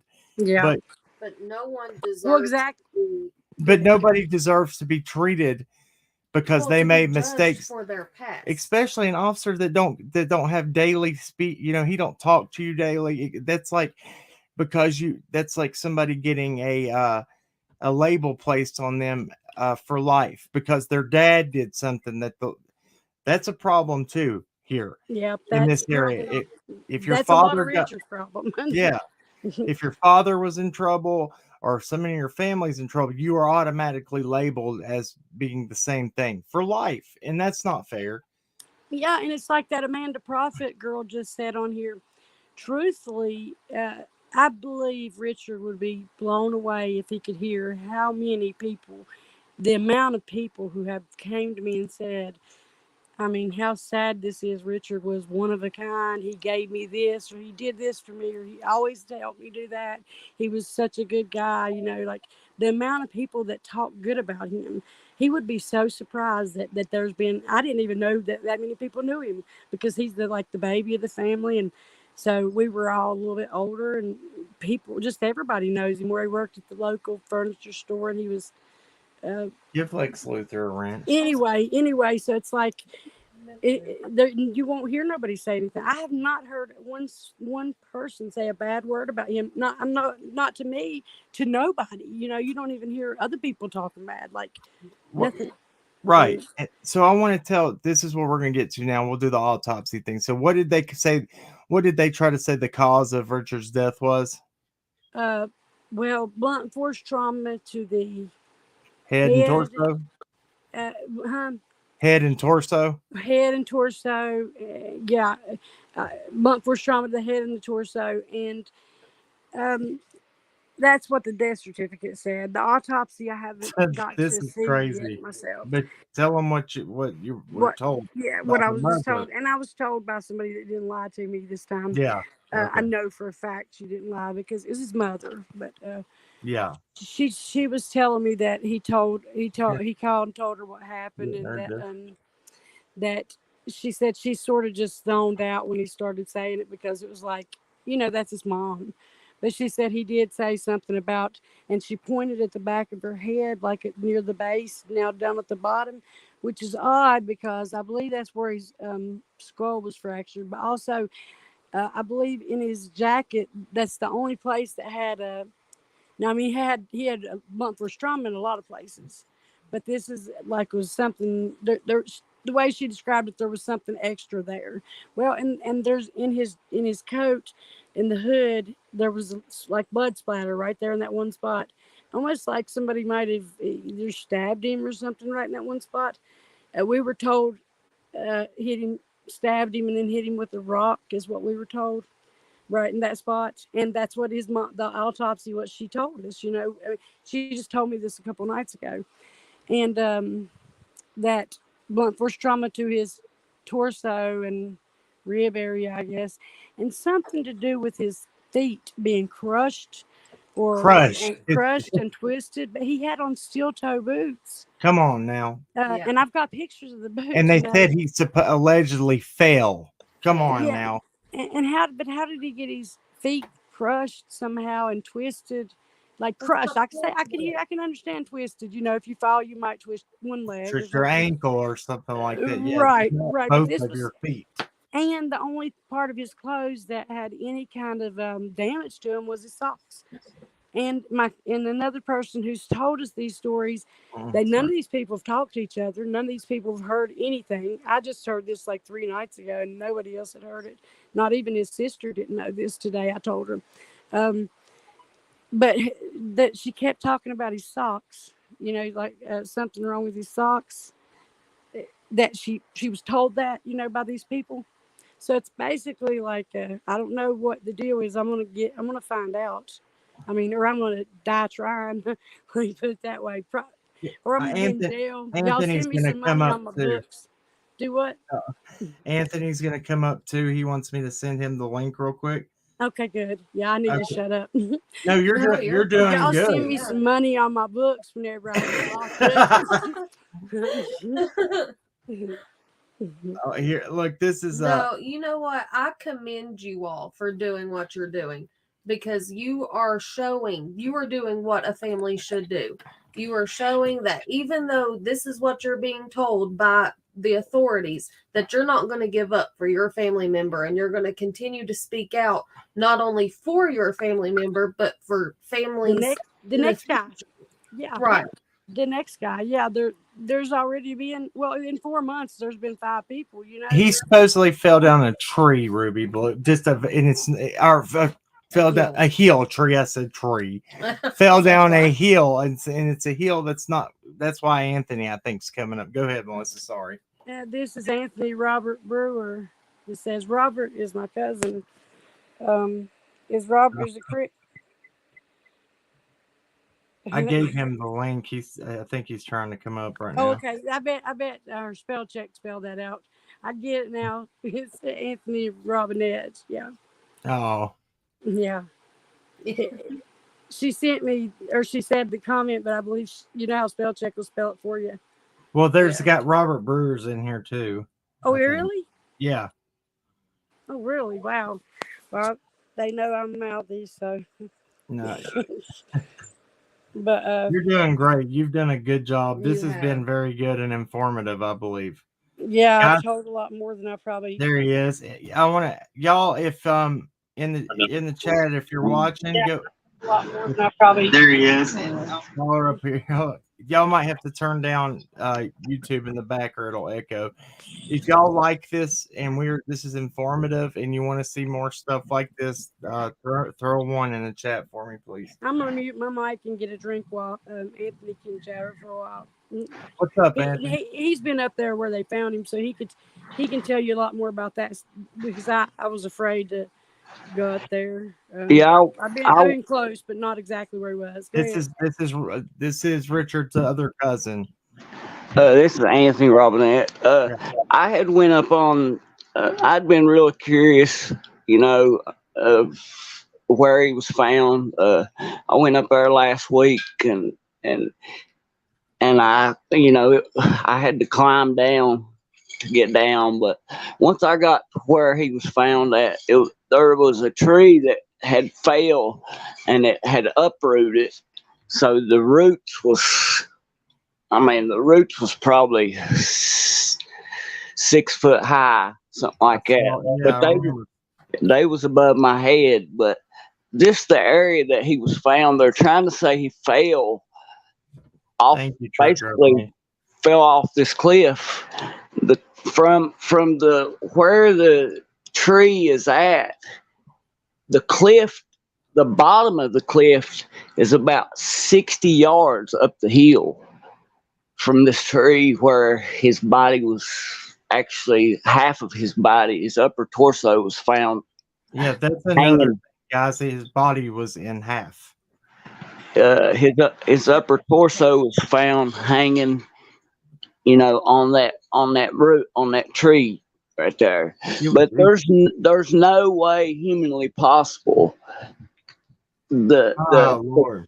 The cliff that he supposedly fell off of is about 60 yards up the hill, and it's like probably 50 feet a drop, but there's so many trees on that cliff that something would have caught him, slowed him down. There's no human way possible that he ripped in half. Well, Anthony, it's just, I mean, we've been showing the terrain around here, even with Summer's case. You fall down one of those hills, you're like you said, something's going to stop you. You're not coming all the way to it. You know what I'm saying? That's like he had been guiding himself to not hit something. It was so unbelievable that you could even come up with a story, and the way he was found, where he was found, I mean, it's humanly possible that he fell off of that cliff 50 feet down, rolled down the hill 60 yards, and cut himself in half. And crushed his feet. And one of his legs was completely, his leg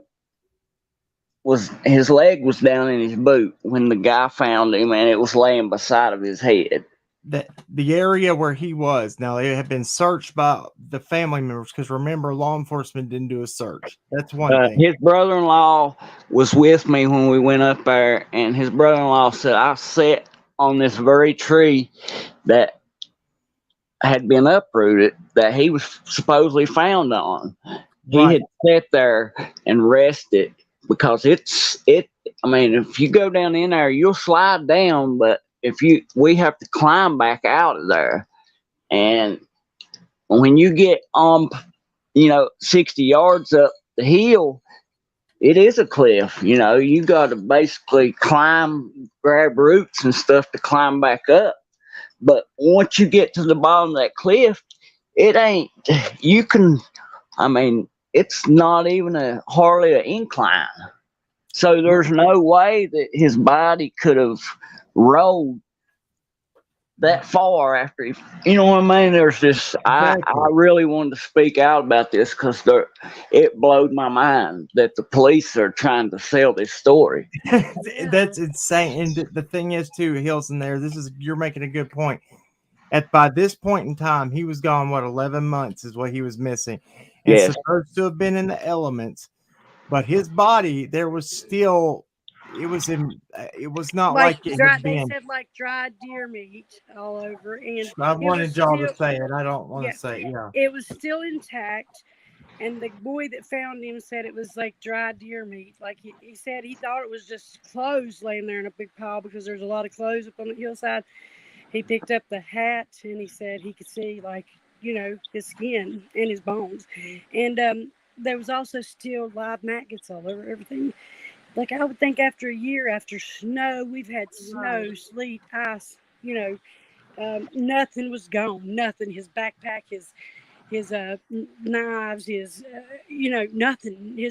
Nothing. They even left clippers behind. They didn't even get everything that was there. The clippers were still there the other day when I went by, when I was climbing down. There's what? Crazy. There's still what? Everything. The clippers that like, kind of like garden clippers. Sharp ones too. I showed a picture of them. If y'all want to see the detailed stuff that we've done on prior, we have a whole playlist of Richard's stuff. There was a pair of gardening shears, but the sharp ones laying near his remains that they didn't even collect as evidence. But they still haven't collected. Still haven't collected, he says. No, they were still there last week when I went down. My God. That's what I am. There has to be something that can be done with this. This is crazy. Yeah, that's my thing. People can say this and say that, but when me and Richard was, my mom and his mom are sisters, and my dad and his dad are brothers, so we're double first cousins. Like my mom and his mom dated brothers. And, so me and him was really, really close, and I just feel like if I don't, I won't never give up, because I don't feel like he would have on me, Right. That's right. Right.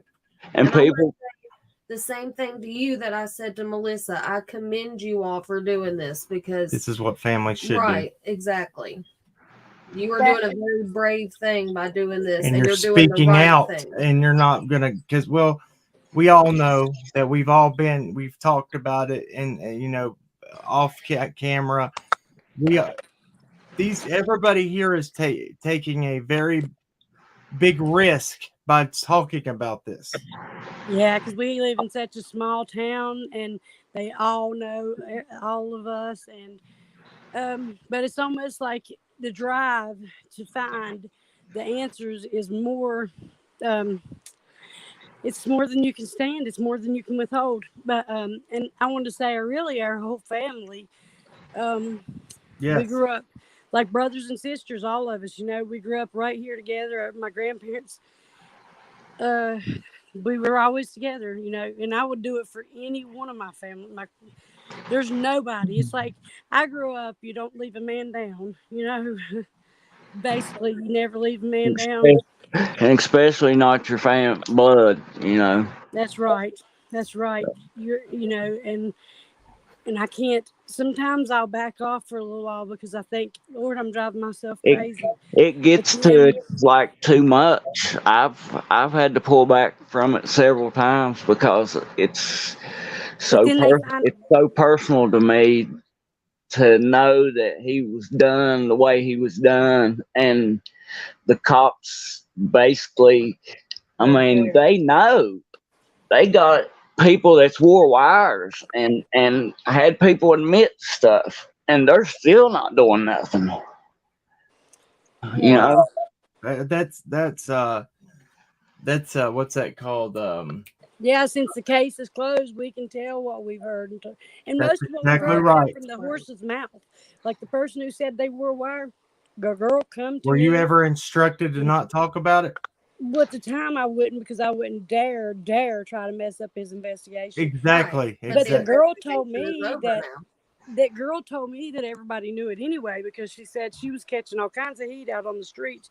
She actually had me meet her at the hospital because she knew there was security guards there. She was afraid because she had worked and took it back to the police of the guy admitting it.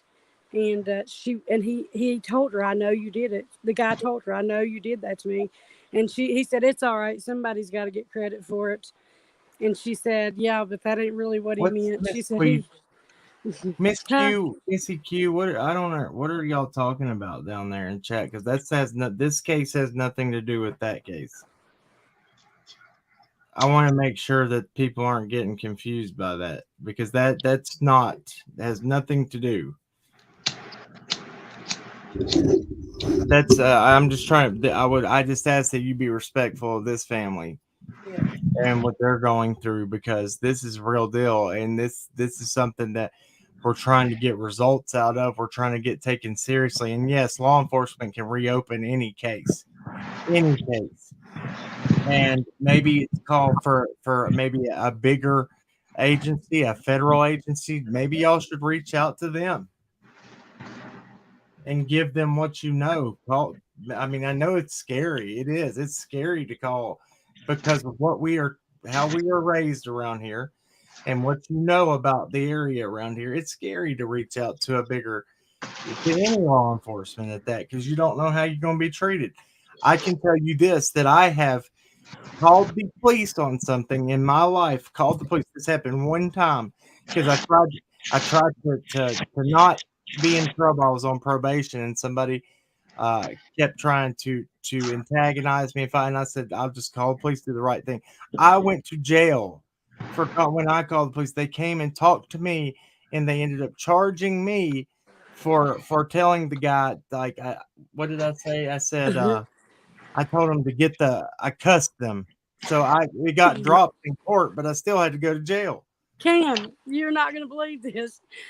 This girl, I gave her a ride, and I had a box of CDs in the back of my car and a bag of clothes where I'd spent the night with somebody. And it was like a bunch of CDs and a bunch of stuff she stole from me. So I called the police. I was really mad, or I shouldn't have done it. But when they got there, they wouldn't even take a report because they said it wasn't nothing valuable enough. And they found a show cause where I had a speeding ticket and still owed the fine and had missed court and arrested me because of a speeding ticket. Now, for a show, no, actually, it's show cause. Where you don't show up in court for the speeding ticket. For the speeding ticket. Oh my Lord! So, yeah, I can't believe you told me that story because I'm the only person I thought that happened to. It's happened. Yeah, it happens all the time to people here. It's crazy. And that was 20 years ago. Nobody's blocked on here. XOXO, I see you. Everybody, I'm saying this because this is the problem here. Maybe that's why there's no answers in Summer's case, because people are scared to talk. Sheriff Lawson says it in one of his statements. The people in the red truck might not even come forward because they might not have a license, or they might not have that. He admits it out of his own mouth in one of his statements. Or like that girl who wore a wire, the police go ahead and tell, like, hey, I know what happened because such and such told on you. Then they don't arrest them, and you're out there, in danger because you tried to help. It's just these cases need to be taken seriously. Just because somebody has done something years and years and years ago, whether it be addiction things, whether it be whatever it is, your case should be taken seriously. And when you have 3 people this close together, that seems to look like a serial killer. And I'm sorry. 5 all together? 5 at 6? 5 at 6. And what did you say that after 3 people, doesn't that call for a federal investigation or something, or a serial killer by the Fed? What I was Googling and reading, but sometimes the internet ain't right.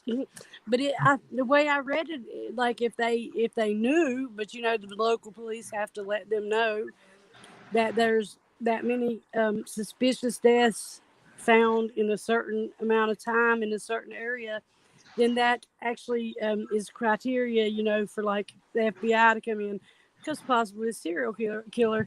But again, you have to have permission from this town before anybody can come in here and do anything. That's right. Right. Or they're not labeling the deaths as suspicious, therefore it would probably be harder to get Exactly. And the other one was like 15 minutes away, right, Anthony? I'd say 15 minutes away from here to the bridge down there where they found the it's about probably 5 miles through town. Right. So the only reason it takes you a little bit longer to drive is because you get to stop at red lights and stuff. But I know y'all take me serious. I wasn't talking about me. And then Kills there says there has to be a commonality and suspicion. I don't see how there's not. Yeah, that's what that is, right? That I get where she's coming from. Right. She's saying that is commonality. It's all names start with R. He made the remark that the only people who thought anything was up was me and Richard's sister. And I just want this out there in case he's watching. He is so wrong. If he knew the amount of people who have called me and messaged me privately, they're all afraid. People who have no affiliation with their family, people who are in all different walks of life. Some of them are in council, some of them are in different, some of them are in teachers, doctors, security guards, a probation officer. Yes. I mean, the people who have talked to us and asked us, why don't y'all go up higher? Or there's this, or I'm scared. I think something's going on around here, or, just something to that effect.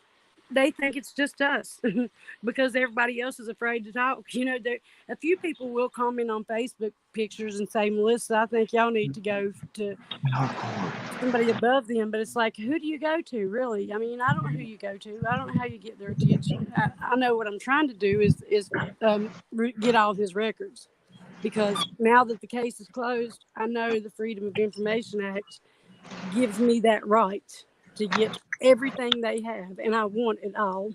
Everything from the day he disappeared to the day the case was closed, even to this day. Yeah. File a FOIA, Freedom of Information Act. I already did yesterday, Friday. Awesome. She's on top of everything. She is. I love it. Neva, people were asking, email me, because people are wanting to know how to get some of those. What's the pen say? Looking at pen. Yeah. Let's see, where are it? I want to show it. Where's my pen? Looking at. Yeah, she handed out pens at the summer vigil. It said, "Where's my pen?" Looking ass. It's pretty good, but email me. I want to find out how to get some of those, because I'd like to send those out to people too. Okay. I don't see them. What are they? Let me find it. I have one right here. It's in my little backpack. Where is it? Here it is. I had one that I don't know.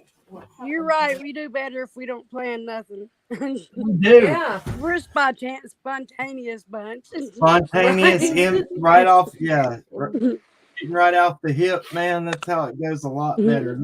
Okay, we'll do this in 20 minutes. Okay. Yeah. If we plan it, it's like everything in the world goes wrong. Yeah. It says, okay, here, let me show it. Let me put my it says, where's my pen looking ass? Yeah, I need one too.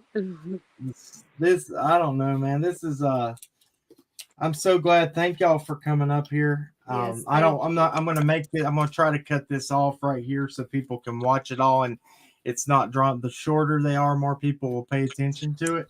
Yeah, they get bored after the first. That's right. So thank y'all so much. Let me pull y'all back up here. Everybody disappeared. Just look, me. whenever I get where'd Anthony go? He must have checked out on us. Anthony, he's like, man, see y'all. Could have at least said bye. All right, man. Appreciate it. Thanks. Love you. Good night. We are going to come down there. I'm so sorry we haven't been able to. We've just had, we are coming like going on. This. But we are coming down there, and we're going to look at me. I can't do nothing right. What are you doing? Just shuffling around. I want y'all to come just so you could see the where we're talking about in the proximity, kind of where they are apart and where he lived. And like I said, you could throw a rock from his door to where he was found. And like I said, an investigator thinks everybody else believes it, but nobody believes it. His wife doesn't believe it was an accident. She believes somebody done it. Everybody in their family, nobody believes it. And anybody, people who find out, they're just like, wow, this is just crazy. That's true. Exactly. Be Botanical said this is perfect. Truth does not need planning. Transparency is needed. Social media matters. She left us a comment on another thing. And guys, when we get this search group and stuff put together and we get a group, we're going to call it that. Social media matters. We can make a difference. Something. Yeah. Because let's use integrity. Let's use he's back. He's like, y'all ain't gonna talk about me like that. What's up? Did you hear what we saying? Dude, I said you could have said good night. I love you and something. Yeah, he's gonna come up here and give us silent treatment. My phone died, Cam. I'm sorry about that. You're good. He probably didn't hear anything. We said. No, I didn't. We was like, he just checked out on us. No, my phone died. God, I just wanted to tell y'all, thank y'all so much. I'm going to keep this short so we can get people to watch it, pay attention. If y'all don't care, share this. Share this to get people informed about it. We gave you factual information. I showed the research at the beginning of this, all the statistics. Then we went over and we went into real life issues and real life cases that this is happening in. this is what it's about. This is what social media can do. Thank you too for coming up. I guess that's where we'll Thank cut it you off for at. having us. Thank you for having us. And thank you for trying to help us all you have. If Oh, no nothing else, problem. it's been good to have somebody to talk to and to bring a little awareness to it. And I hope if we keep on, then at least somebody will make a difference here, you know. That's right. Thanks, Cam and Allie, for all y'all do. No, hey, man, we're going to be doing a lot more. Yeah. We said that. We've done some things, but we're going to get down there. I swear. Just bear with me. Not in this case, just there, you know, Richard's case, but in everything, y'all put a lot of effort into what y'all do. And thank you so much. Thank y'all so much for that. Yep, and integrity, which is a big word when it comes into this kind of thing. I had to hop over there and leave a few comments, you know, on some of them that means a lot, guys. I had to leave a few comments about, you know, in defense of on some of them other. I had to get petty, you know. Every now and then we all get petty. y'all have a good happy Father's Day. Y'all have a good weekend. Yeah, happy Father's Day to you, Anthony. Happy Father's Day, Cam. Thank y'all, man. Thank y'all so much, and we'll catch y'all. I'll talk to y'all later. Okay, all right, good night. All right, see y'all. See ya. Bye. Let me help you. There you go. I got you. All right, guys. Thank y'all. Love them. I love them to death. I really do. They are making a stand against what's happening, and they're trying to get answers for their family.